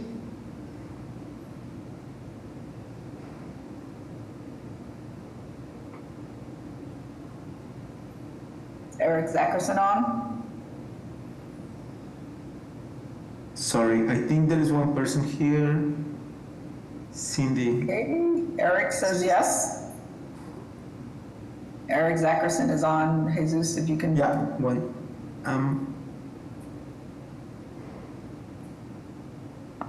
Please, when I send to you the invitation, make sure to accept it. There you go. Thank you, Madam Chairman, members of the board. I'm here representing the homeowner, Clyde Nesbitt, a longtime resident who lives in the existing two-family and would like to convert it to become a three-family project. Okay, please proceed. So the modifications to the plan are all internal. The building is large enough to three units, and so if you scroll up one more, you'll see the plans. The areas, and scroll up one more page, please. Sorry, this is the mortgage plan. Could you continue down, I guess, to the plan page? One more. And that's the cover. Okay. Up one. Up one more. So you see The only modification is shown here would be at the rear where he is proposing adding decks. And you can see by the large X's that just how little work actually needs to happen in order for this to occur. The drawing on the left shows that there's no changes on the top floor.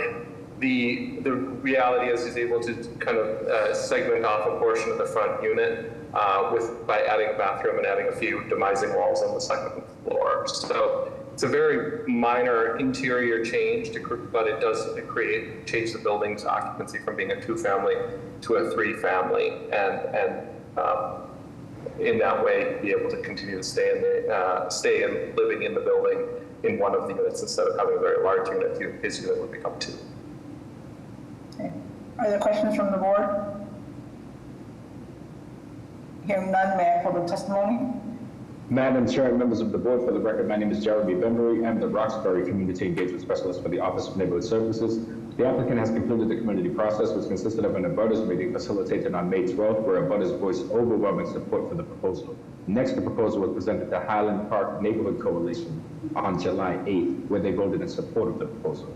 Thank you for your time, and the Mayor's Office of Neighborhood Services would like to defer to the board for their judgment. Thank you. Madam Chair, we don't have additional comments. With that, may I have a motion? Motion to approve. There a second? Second. Ms. Wewell? Yes. Mr. Valencia? Yes. Ms. Turner?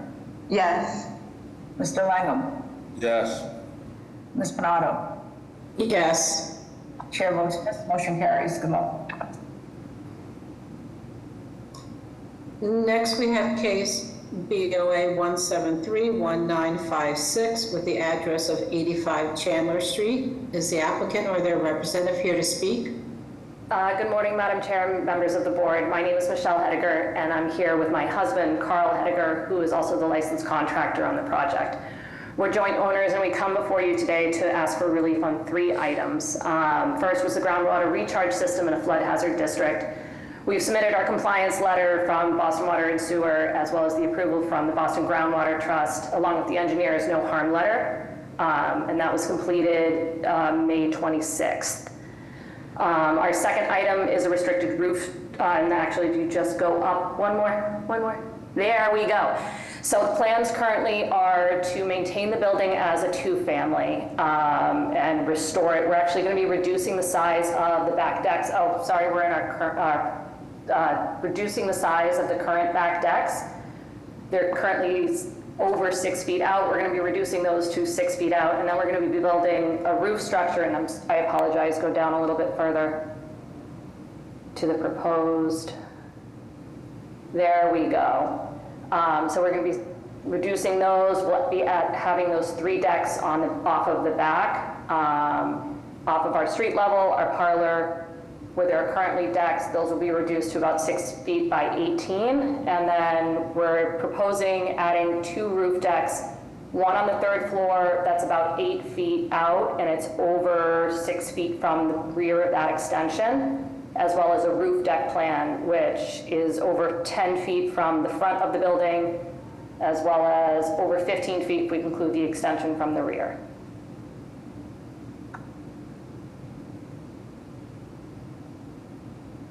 Are there questions from the board? May I have public testimony? Well, Madam Chair, members of the board, my name is Eva Jones, representing the Mayor's Office of Neighborhood Services regarding 85 Chandler Street. Our office defers to the board's judgment on this matter. A community process was conducted, including an abutters meeting on 7/8/25, which was attended by several community members.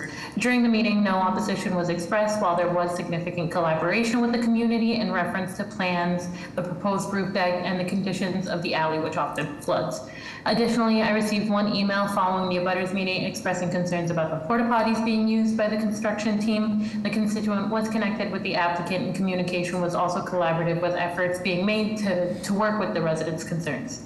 Additionally, the proposal was connected to the Ellis Neighborhood Association, where they expressed that they did not involve themselves in residential proposals. At this time, the Mayor's Office of Neighborhood Services defers to the board's judgment on this matter. Thank you everyone for your time and consideration, and thank you Board Member Panado for being a wonderful secretary today.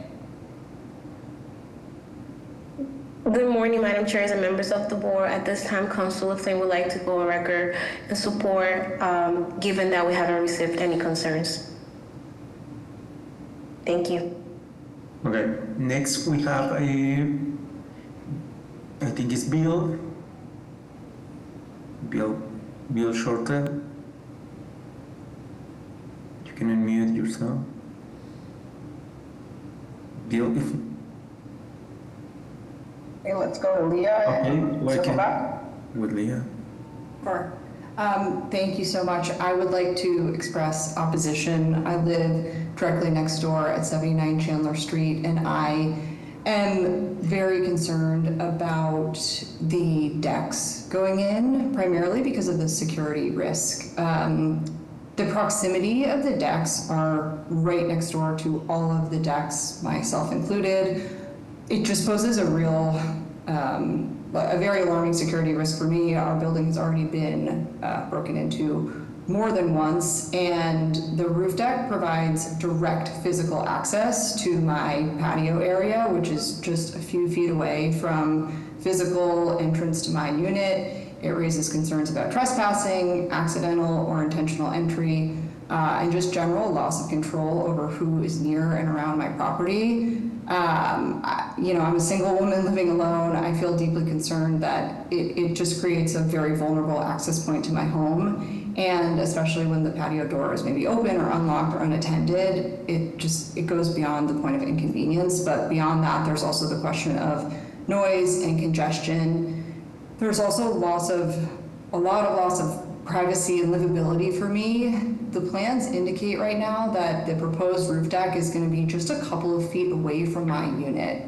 This means that individuals standing on that deck are going to be really within arm's reach of my patio, and they're going to have a clear and direct view into both my outdoor but also my indoor living space. It's, you know, creates a pretty big problem for me and how I live my life. And finally, it obstructs a great deal of my existing and current view and replaces quite a bit of my natural light. And so for all of that, as well as the development process, you know, I would like to express strong opposition.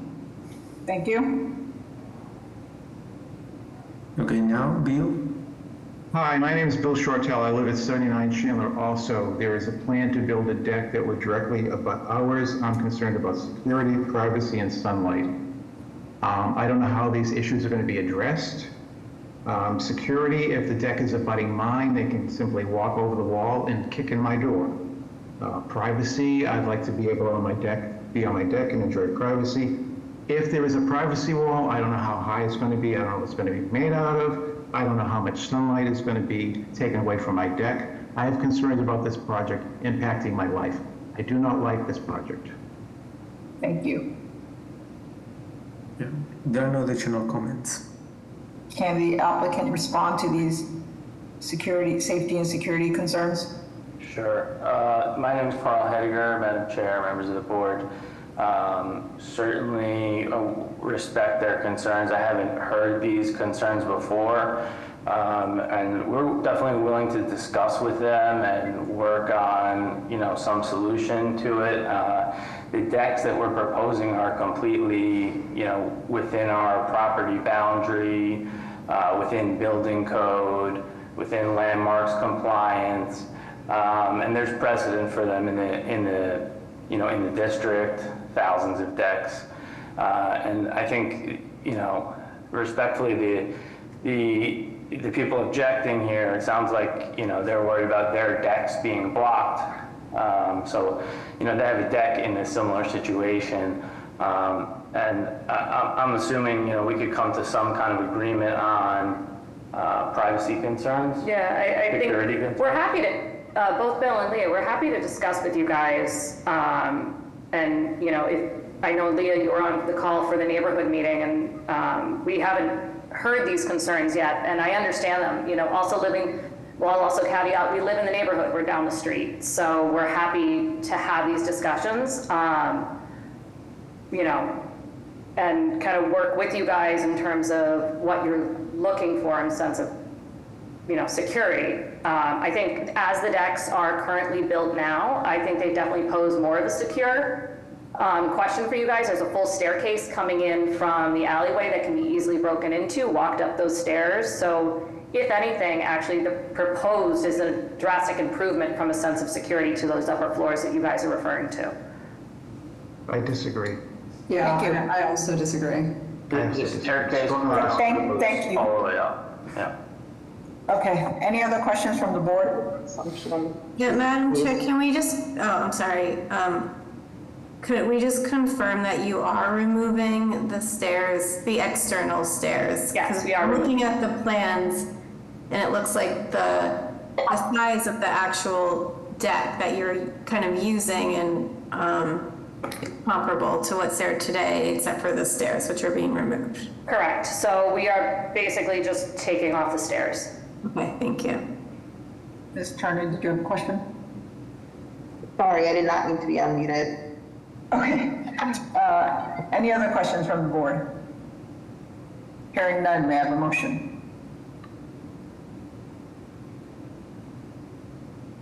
Madam Chair, I think I don't have issues with the project, but it seems that the proponent needs to have a conversation with the direct abutters to solve those issues, so I make a motion of defer. Is there a second?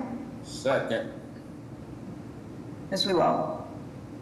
I'm gonna vote no, and taking a really close look at the plans, this seems very comparable. I hear what the neighbors are saying, but I'm hoping that could be worked out following this meeting. Mr. Valencia? Yes. Ms. Turner? Yes. Mr. Langham? Yes. Ms. Panado? I'll vote no too. The chair votes yes, but the motion does not carry. Is there another motion?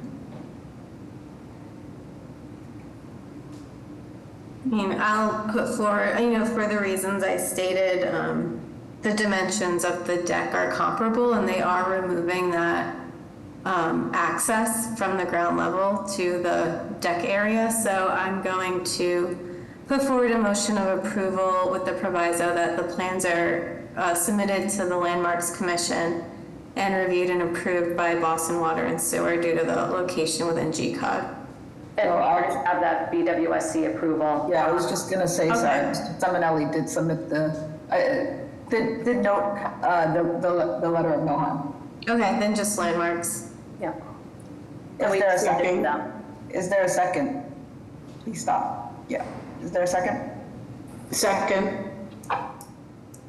Ms. Wewell? Yes. Mr. Valencia? Yes. Ms. Turner? No. Mr. Langham? No. Ms. Panado? Yes. The chair votes yes, the motion does not carry. Is there another motion? And what's the alternative, Caroline? DWAP or denial?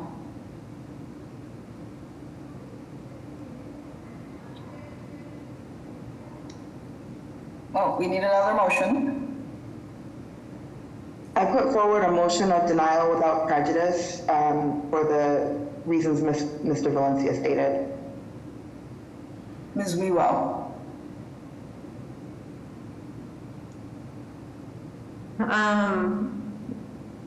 No. Folks don't shift. It's Yeah, I it's know. gonna get it all day. Okay, yes. Mr. Valencia? Yes. Ms. Turner? Yes. Mr. Langham? Yes. Ms. Panado? Yes. Chair votes yes, the motion carries. Okay. Thank you. All right, next we have case BOA 1733. No, I don't know if you want to, sorry, we've hit the 11:30 hour, I don't know if you want. Yes, thank you. Is there anyone here requesting a deferral or withdrawal for the 11 o'clock hearings, 11:30 hearings, or rediscussion? Anyone requesting a deferral or withdrawal for the 11:30 rediscussion? We don't have any hands raised. Okay, there is one person in the attended section. Let me. Eric. I just sent you an invitation, Eric. Eric Mauro.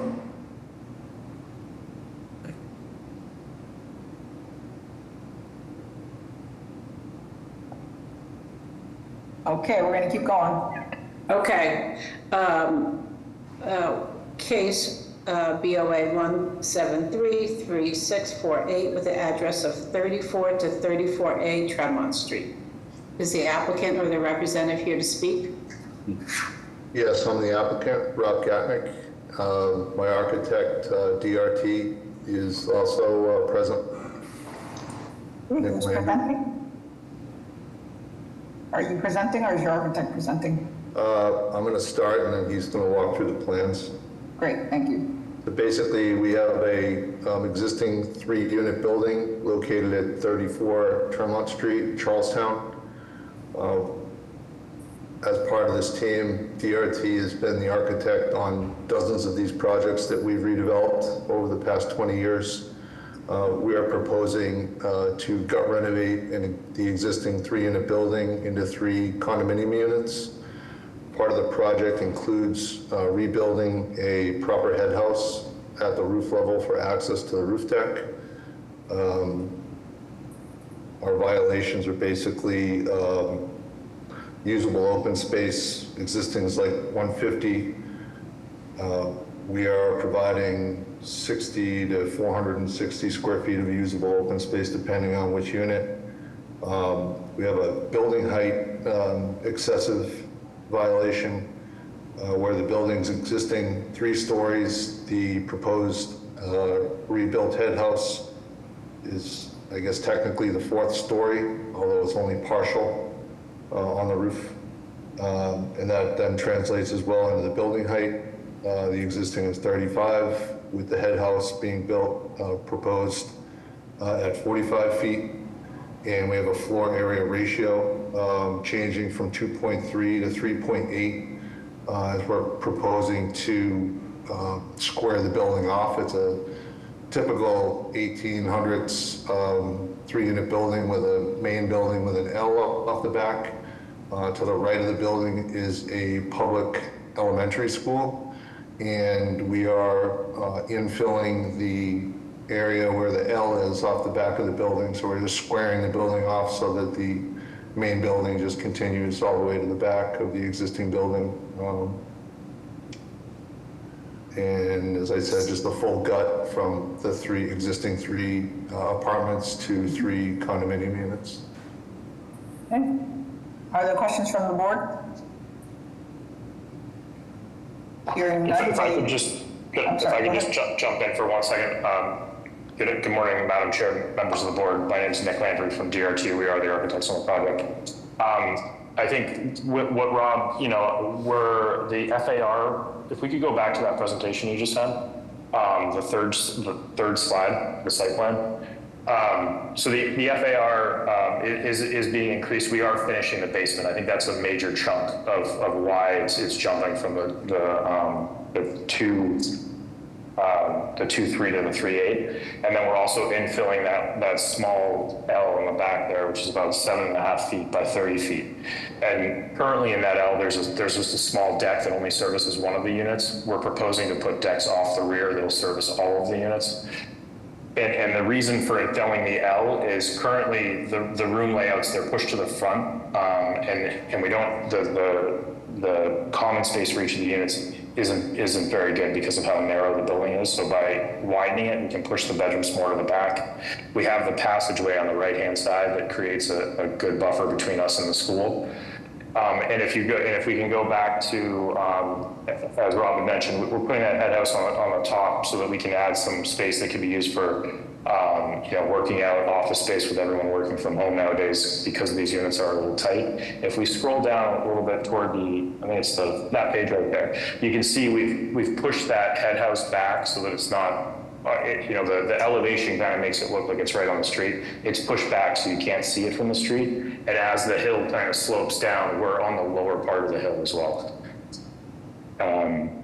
That's it. I just wanted to clarify those points. Thank you. Questions from the board?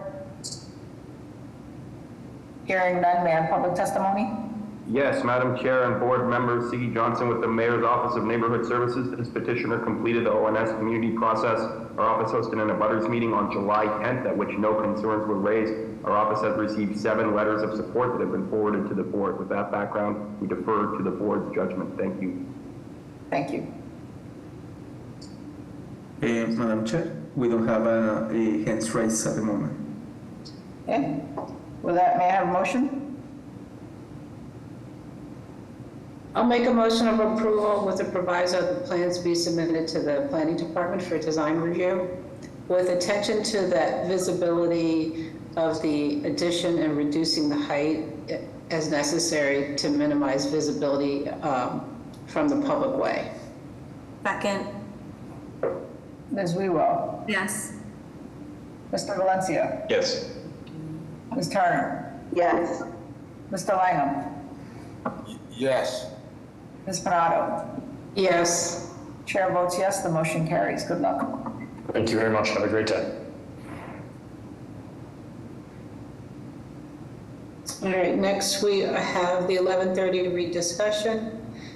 Case BOA 1695772 with an address of 7 Tip Top Street. Is the applicant or their representative here to speak?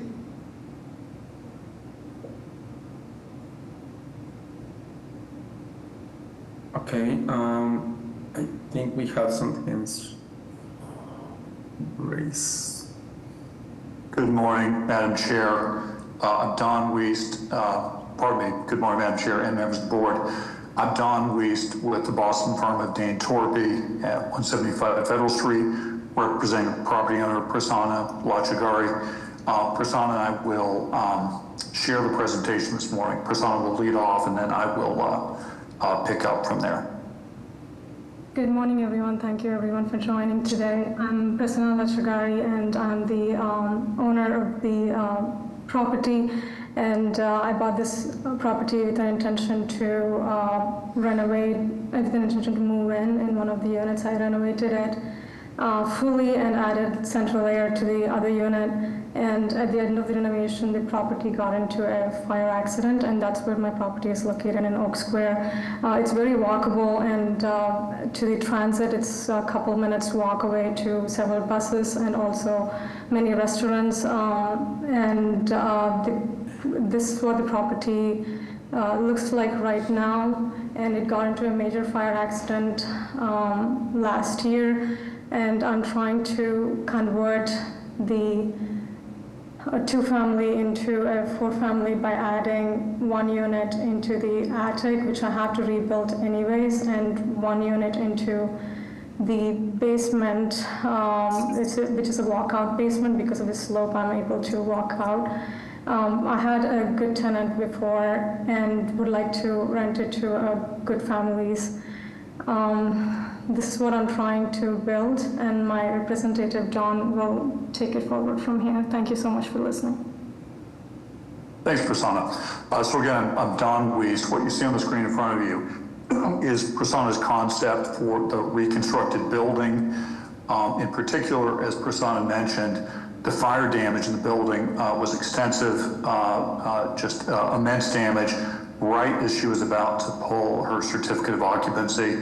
Because she has to rebuild the attic level anyway, she has redesigned it so that it can be occupied space. You'll see as we move forward through the presentation, it makes for a particularly lovely unit.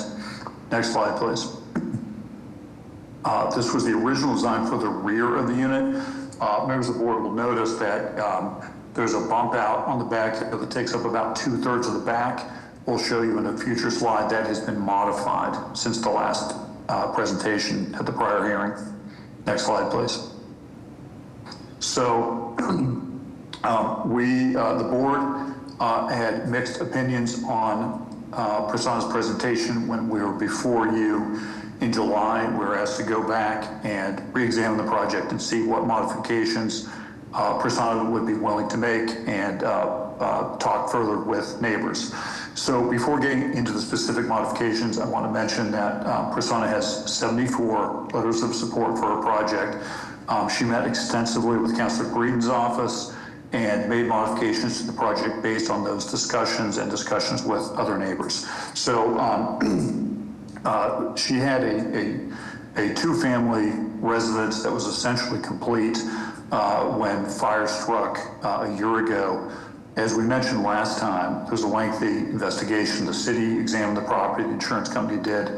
No cause of the fire was ever determined, but it just took a long time for that process to wrap up.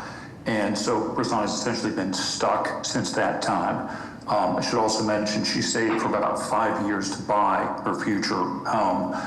So she's been just enormously set back by this fire. And so her plan has been to, because she has to redevelop the entire building and rebuild the entire building, to add density to help offset the economic hardship she has suffered, and the loss of time, et cetera, through this fire, but also to create lovely housing units. So when we look at the floor plans, a concern originally that what was that the building was going to go from 6 bedrooms to, depending on how folks counted, as many as 13. Let's go back to that prior slide, please, if you don't mind.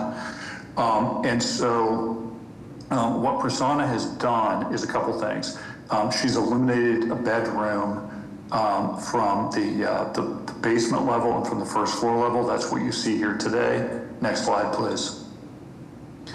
And then on a prior slide, I referenced the fact that the original design of the building had a bump out in the back that was about 2/3 the width of the back. There are home offices on the second and third floor level of this building. Prasanna believes that with the prevalence of remote work and split schedules, people working downtown part of the week, from home part of the week, with the kind of tenants she wants to attract, having home offices is a real plus. At the same time, there seemed to be a concern that the home offices, which you see on both of these floor plans from the upper left-hand corner, those home offices were pretty generously sized, and there was a concern from some people that those might be used as bedrooms. There's been a lot of questioning about whether this is really just a student housing project. And so what Prasanna has done is she has notched out the rear corner in the upper left-hand and made that outdoor space. Always a plus for good quality tenants. She has retained the home office. Again, that's an important part of her vision for the building. It's much smaller now. It obviously could not be used as an additional bedroom. And so that's, in addition to limiting and reducing the number of bedrooms here, she has reduced the size of these home offices. Some folks were concerned that there might be as many as 13 bedrooms in this building originally. I should mention that's only a few people who have this concern, but to address those concerns, what she's now doing is changing this from a 6-bedroom property into a 9-bedroom property. She has retained the home offices, but again, they're much smaller. She's changed the design of the exterior, reduced the interior square footage accordingly to create smaller units. Next slide, please. And you can see the difference here in the rear, how instead of that bump out in the back taking up about 2/3 of the back of the building, it's now only about half the back of the building. There's a deck on either side. The building is smaller, and that results in smaller home office spaces. Next slide, please.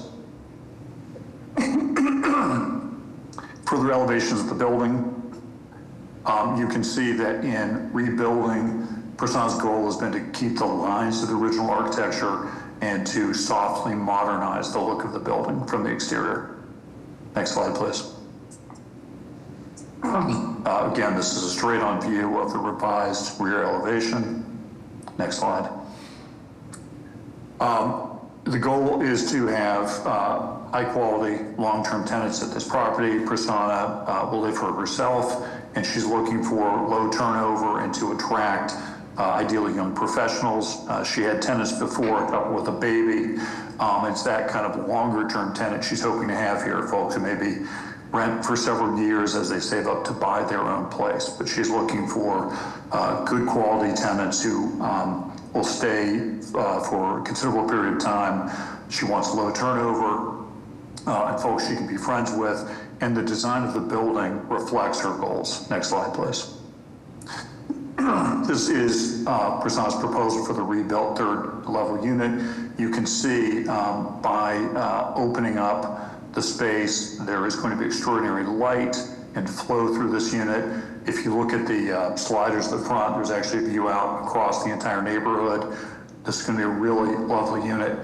Oak Square is one of the nicer places to live in all of Boston, and what Prasanna is going to be able to offer is a modernized building with brand new utilities, services, and really beautiful light-filled flowing units. Next slide, please. This is another view of the third floor looking into the unit. Again, you can see with the high ceilings and the large windows, it's going to be light flooded and a very appealing place to live. Next slide, please. There's a view from the outside of the third floor unit. Because the building is on the high side of the street, it has a high basement. This is the unit Prasanna has designed for herself. You can see there's great light, great window light there. Thank you. Next slide, please. There's another view looking into that unit. Next slide, please. These are the locations of the 74 letters of support that Prasanna got. A number are from Tip Top Street, but they come from all around the surrounding area. Prasanna has gotten to know a number of people in the neighborhood. She's owned the building, worked on it. She was sometimes there late at night painting and having dinner with her prior tenants. She's gotten to know a bunch of people in the neighborhood. She's very enthused to move into this building once it's completed. And as her support letters show, there are a lot of people enthused about her proposal as well. Next slide, please. And you can see here, there is greater density in the neighborhood. There are a number of six-family buildings close to the site. There are also much larger commercial projects that have come through the board in recent years. There's quite a variety of density in this part of Oak Square. Next slide, please. And that concludes our presentation. Thank you very much. Thank you. Are there questions from the board? Hearing none, I'm going to take public testimony. Yes, Madam Chair and members of the board, Siggy Johnson with the Mayor's Office of Neighborhood Services. This petitioner completed the ONS community process following a deferral at the last CBA hearing. They made some changes to their proposal, which were presented at an abutters meeting on August 21st. Abutters remained divided on the proposal. 5 individuals identifying themselves as abutters supported and 6 were opposed. Those supporting cited their belief that the design is contextual. Those opposed believed generally that 4 units was not typical and represented out of character density on Tip Top Street. Our office has received 76 letters of support. 37 of these letters signed an address within the 300-foot abutters radius, with the rest giving addresses in Brighton or no address. A petition in opposition with 24 signatures in the abutters radius has been received by our office and forwarded to the board. We also received 6 letters of opposition with 3 addresses in the abutters radius. The Brighton-Alston Improvement Association is in opposition to this proposal due to the basement unit and bedroom count. That's the active civic group in this area. With that background, our office defers judgment to the board. Thank you. Okay, next we have Barbara Parmenter. Hello, my name is Barbara Parmenter and I live at 77 Harriet Street in Brighton. I strongly support the proposed renovation. I've served on a number of Article 80 impact advisory groups and the Harvard-Alston Task Force, and I've been a longtime advocate for better planning in the neighborhood. I also own a 2-family and live in one of the units. The Harvard-Alston Task Force requested an Alston-Brighton Community Needs Assessment, which was released last year. It identified housing as a critical need in our neighborhood, listed first among 4 central findings. Numerous surveys before and since have also listed housing as a primary need for Allston Brighton. As a task force and IAG member, I attend a lot of public meetings in our community. At every one, I hear residents of Brighton say they want more owner-occupied and more family housing. This project provides exactly that. We need more owner-occupied, family-sized rental units. At a renter resource fair just last night, leading up to our September 1st moving day, I asked the 25 renters attending how many lived in owner-occupied housing. Only one person raised their hand. Ma'am, please wrap up. Yes, I know that cares about students. People think that Allston Brighton is all that, but we have so many wonderful early career professionals. Here we have a homeowner who wants to expand her number of units, who will live there, and who has created a thoughtful, lovely design. This is exactly the kind of gentle expansion that we need in our neighborhood. Thank you. Okay, next we have Hesan Farouki. Yes, hi, thank you all for the opportunity to testify. My name is Hassan Farouki. I'm the Executive Director of the Boston Climate Action Network, and I live on Albany Street in the South End. And I also want to voice my support here for 7 Tip Top Street. I deal with green buildings all day, every day, and speak with owners of those buildings of all different sizes, from single families all the way to large skyscrapers, and help them understand what a good green building looks like. And this project is a great example of that. It is of the highest quality, I think, when we're thinking about so many of the attributes we want to see in green buildings. And we want to see green buildings everywhere, not just because, of course, we want to address climate change, as you might imagine, but also because it ultimately leads to better indoor air quality, fewer health issues, more sustainable energy. Please wrap up, and I want to make sure the butters get a chance to speak. Please wrap up. And so ultimately, I think this is a great project, and I chuckled when I heard that this would be student housing. I think that, having been a student at Allston Brighton, this is far from what students are living in. This is a high-quality development, and I think it should be approved. Thank you. So please, if you're not in a butter, I'd like to hear from a butters first. Okay. Next we have Elvia Zamora. Elvia, please say your name. Hi, can you hear me? Yes. Yes, my name is Elvia. I'm on Tremont Street, and I am for this project as well. I think it's a really good idea. I live currently in a butters building on Tremont Street. It's a 6-unit building, and we're starting with like 3 families, 4 families, and 6 units in large condo buildings. I think Rosanna's proposal for a 4-family dwelling and the design of the scale fits perfectly in the neighborhood. And in general, I just feel like that building staying there, burned down, it just needs to be rebuilt and into something more beautiful. And I've been trying to support this project for a while, and I feel like there's many confusions on what kind of building this is going to be. So I'm for this building. Thank you. Thank you. Okay. We have next Marcia Lander.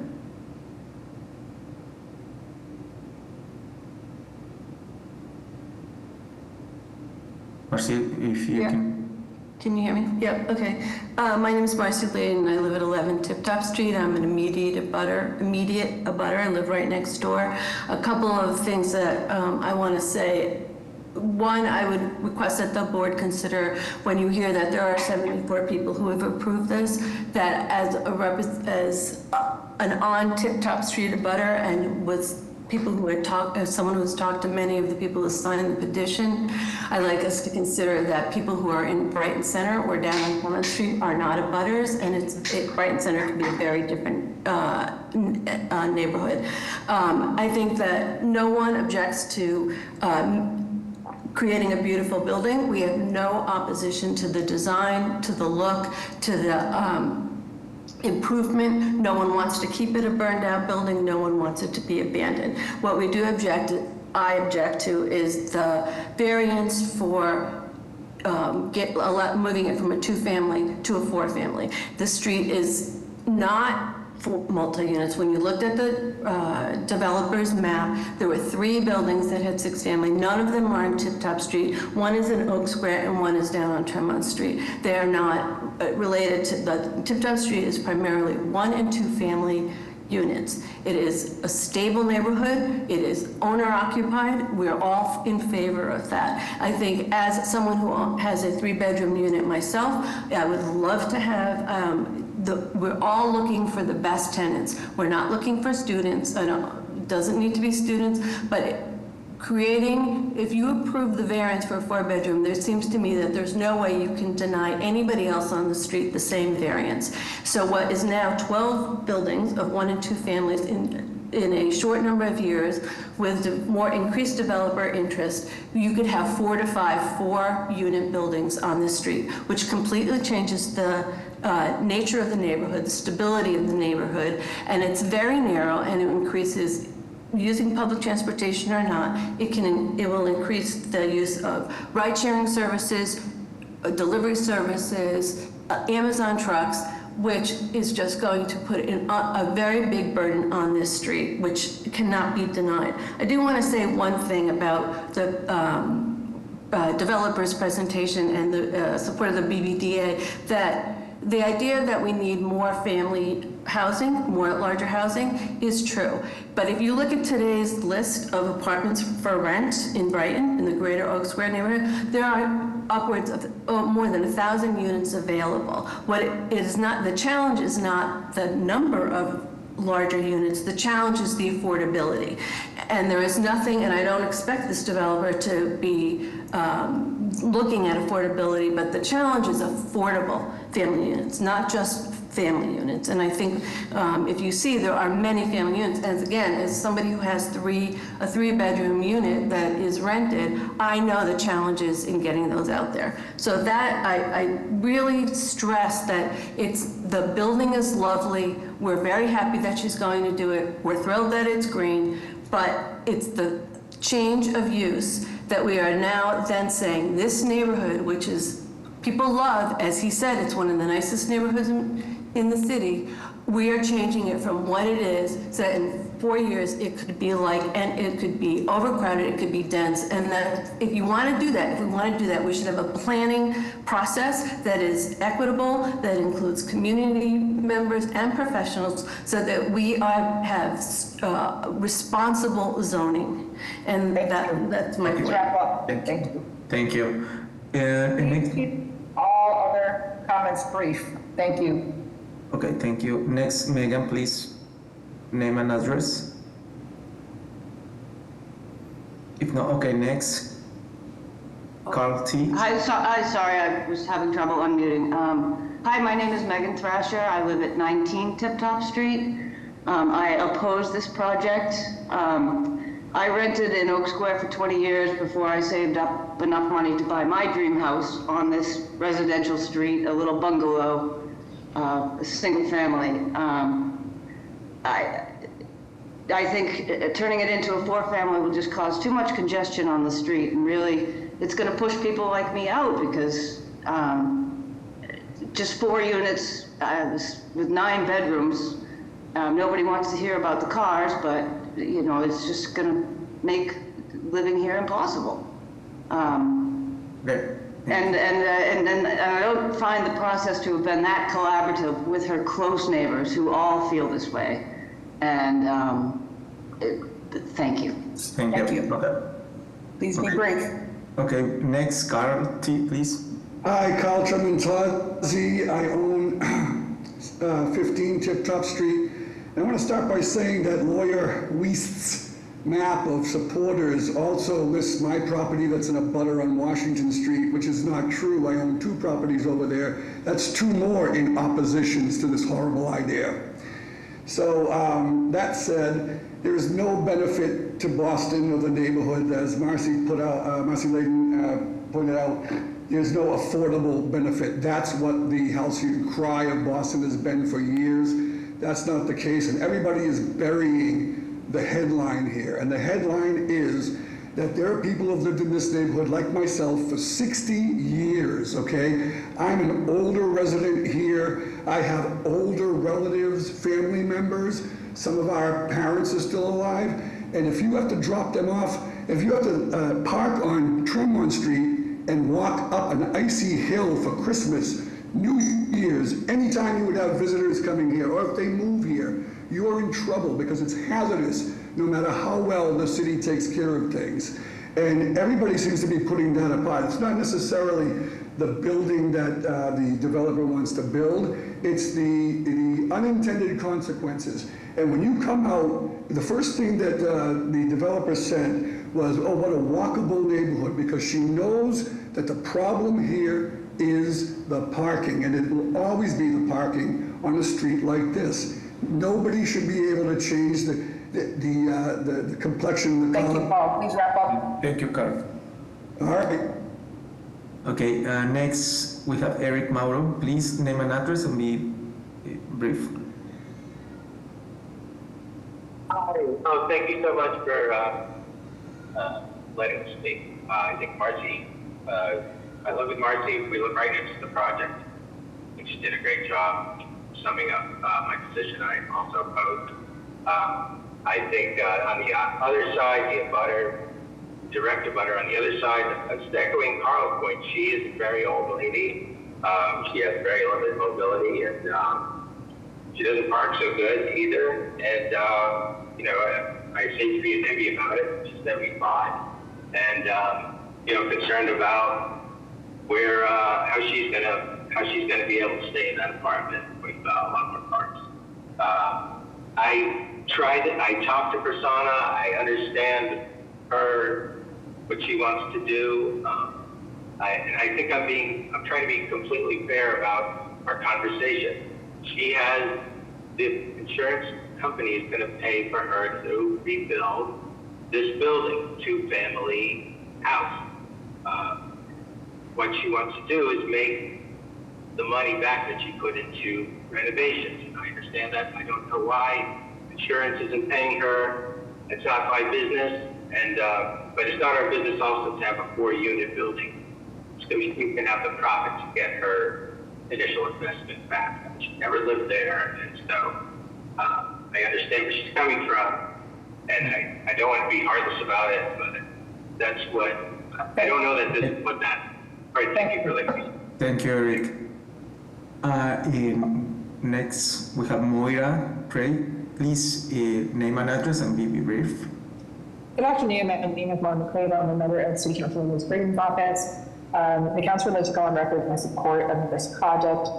As the proponent showed in the presentation, she did reduce the number of bedrooms from 11 to 9. She also reduced or eliminated office space. The council understands that this does not address or resolve all the concerns of abutters. However, the council is conscious that an alternate proposal or by another opponent, or this proponent might have additional bedrooms or even more bedrooms, and that might have an even greater potential impact on abutters. So she would like to go on record in support. Thank you. Madam Chair, we have 2 more testimonies. Yep. Sarah. Last 2. Okay, Sarah Randall, please name and address. Yep, thank you. My name is Sarah Randall. I live at 116 Tremont Street, which is about 600 feet away from the site. I'm in support of this project. To respect the time limit, I'll just restrict my comment to parking. My partner and I share one car very comfortably in this neighborhood because we both heavily utilize buses. The 57 bus is the lifeline for the neighborhood, really. And to be transparent, my building does provide me with 1 parking spot. However, we would not consider ever getting a second car because we already aren't using our car every day. I know many people who similarly only need 1 car per unit or none.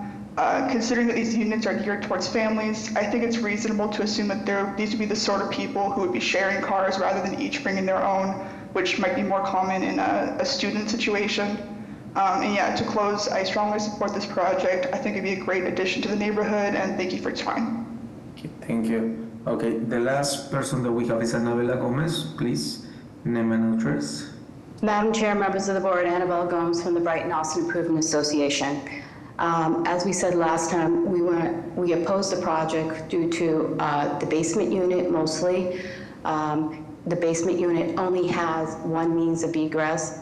It is in the slope where it has height. The other sides, the window wells are lower.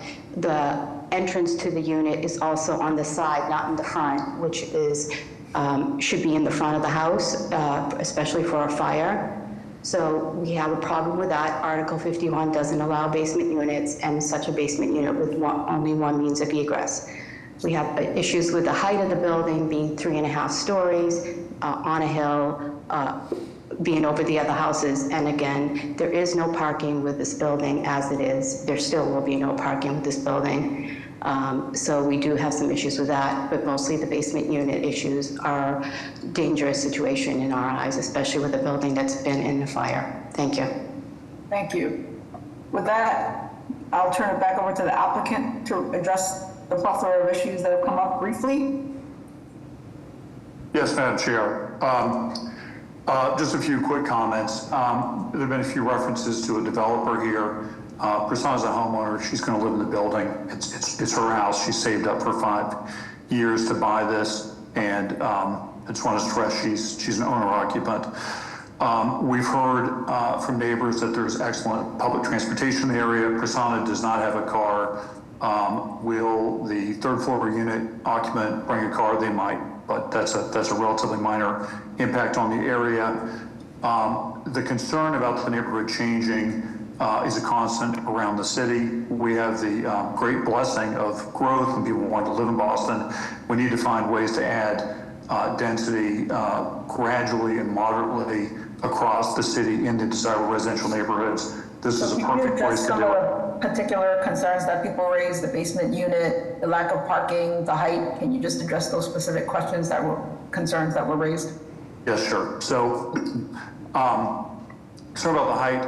Prasanna's actually designed this building to not be taller than the surrounding buildings. So it will not tower over the buildings. It will not be as tall as the adjacent buildings. The basement issue, there are two responses to that. One is the city has been very encouraging on a policy level of creating additional housing in basements. Because this building is now going to be fully sprinklered, there's no safety issue. Boston Fire Department is going to review all the plans, and they will ensure that the egress is proper. These are high windows. There'll be plenty of egress from the small unit in the basement. And given the exceptional transit resources which lead from Oak Square, there is no concern. Sorry, someone else speaking? Jesus, can you mute others who are not supposed to be speaking? Thank you, Mr. Wiest. Yeah, thank you. There really is no concern with parking here. Public transit takes folks to all the employment centers in Cambridge, downtown Boston, Back Bay, Watertown, et cetera, from this area. And we don't see a concern. We're looking to add just 2 units to this street. That will have a very minimal impact. As the board knows, there's no precedent for this type of decision. In a house fire, particularly a house fire, when a renovation was essentially complete, is a very rare and unfortunate event. If that's not a hardship, I'm not sure what is. Thank you very much. Other questions from the board? May I have a motion? I'll make a motion of approval with no building code relief. Is there a second? Second. Ms. Wewell? Yes. Mr. Valencia? Yes. Ms. Turner? Yes. Mr. Langham? Yes. Ms. Panado? Yes.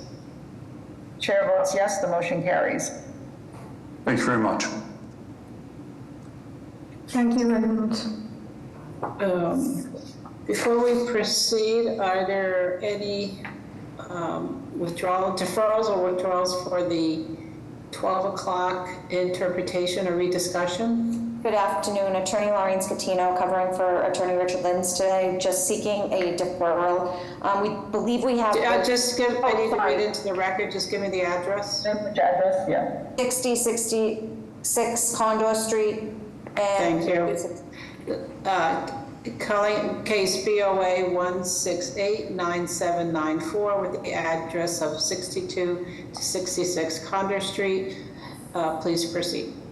Hi, we are just seeking a short deferral. We believe we have this issue worked through. We're just waiting for ISD to confirm they're rescinding the refusal letter on this one.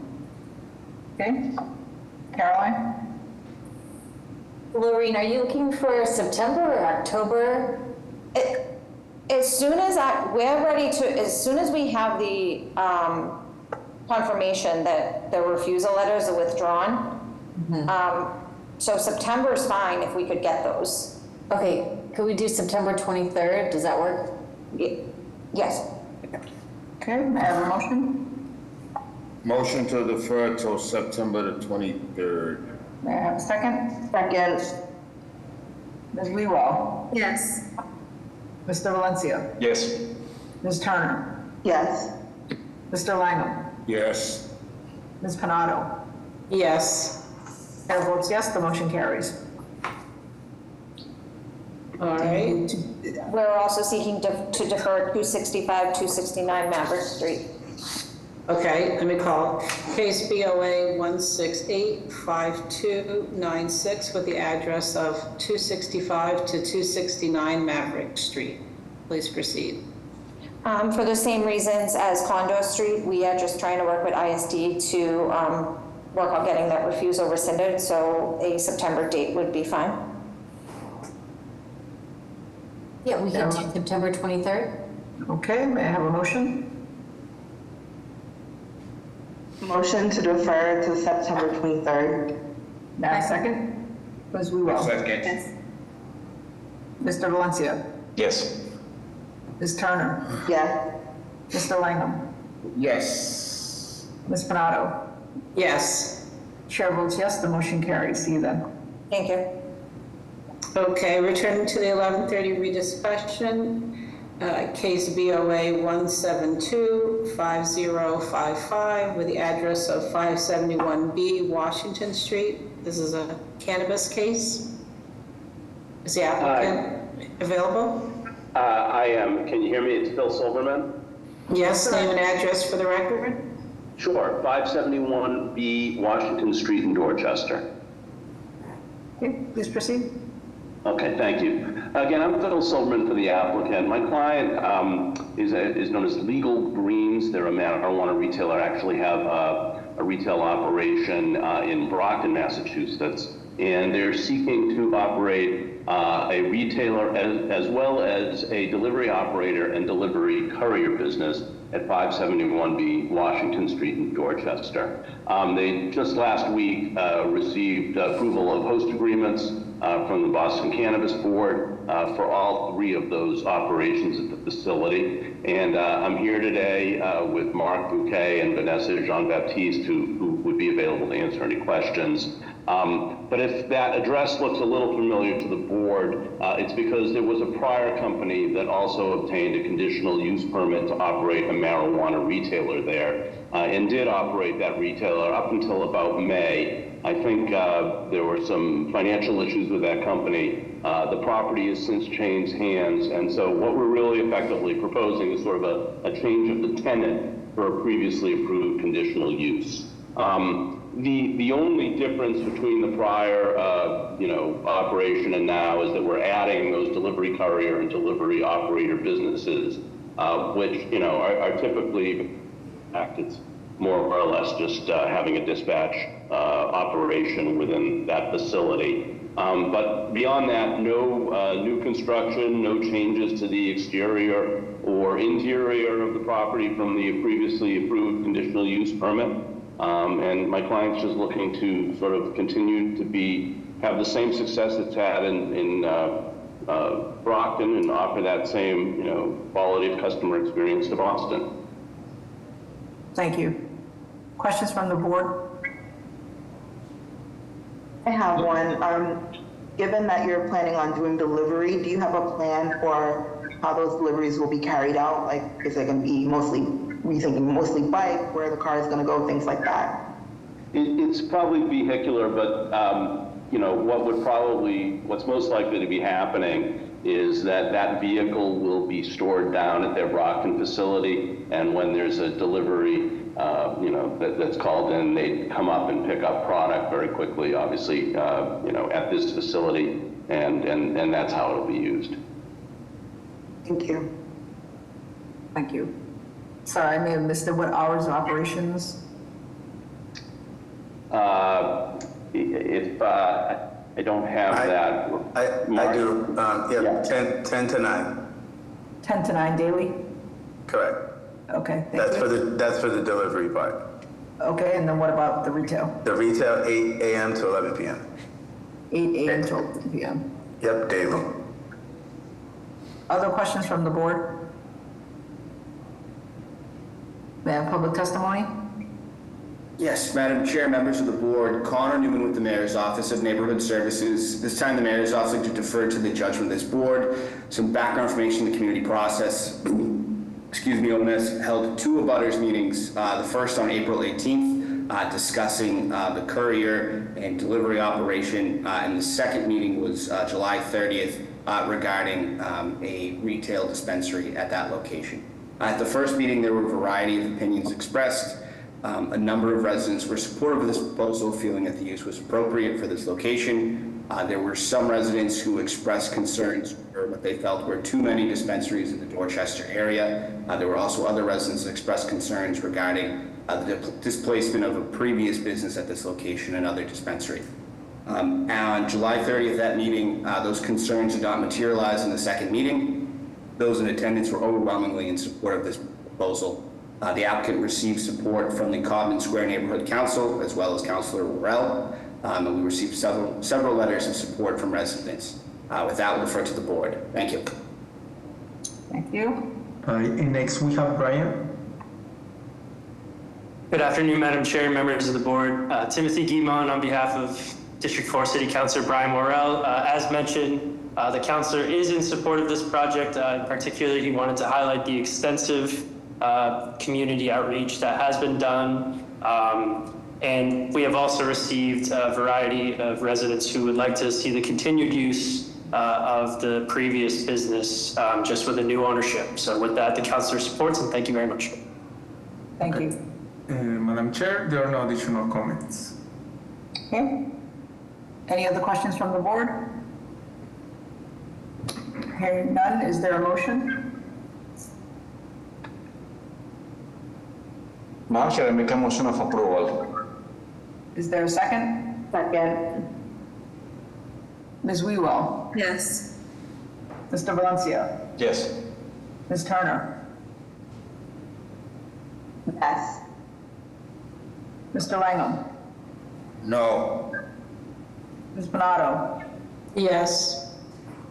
Chair votes yes, the motion carries. Good luck. Thank you. Thank you. Good job on your inaugural duties, Ms. Bonato. All right. Have a great afternoon, everyone, and happy Labor Day. All right. Good job.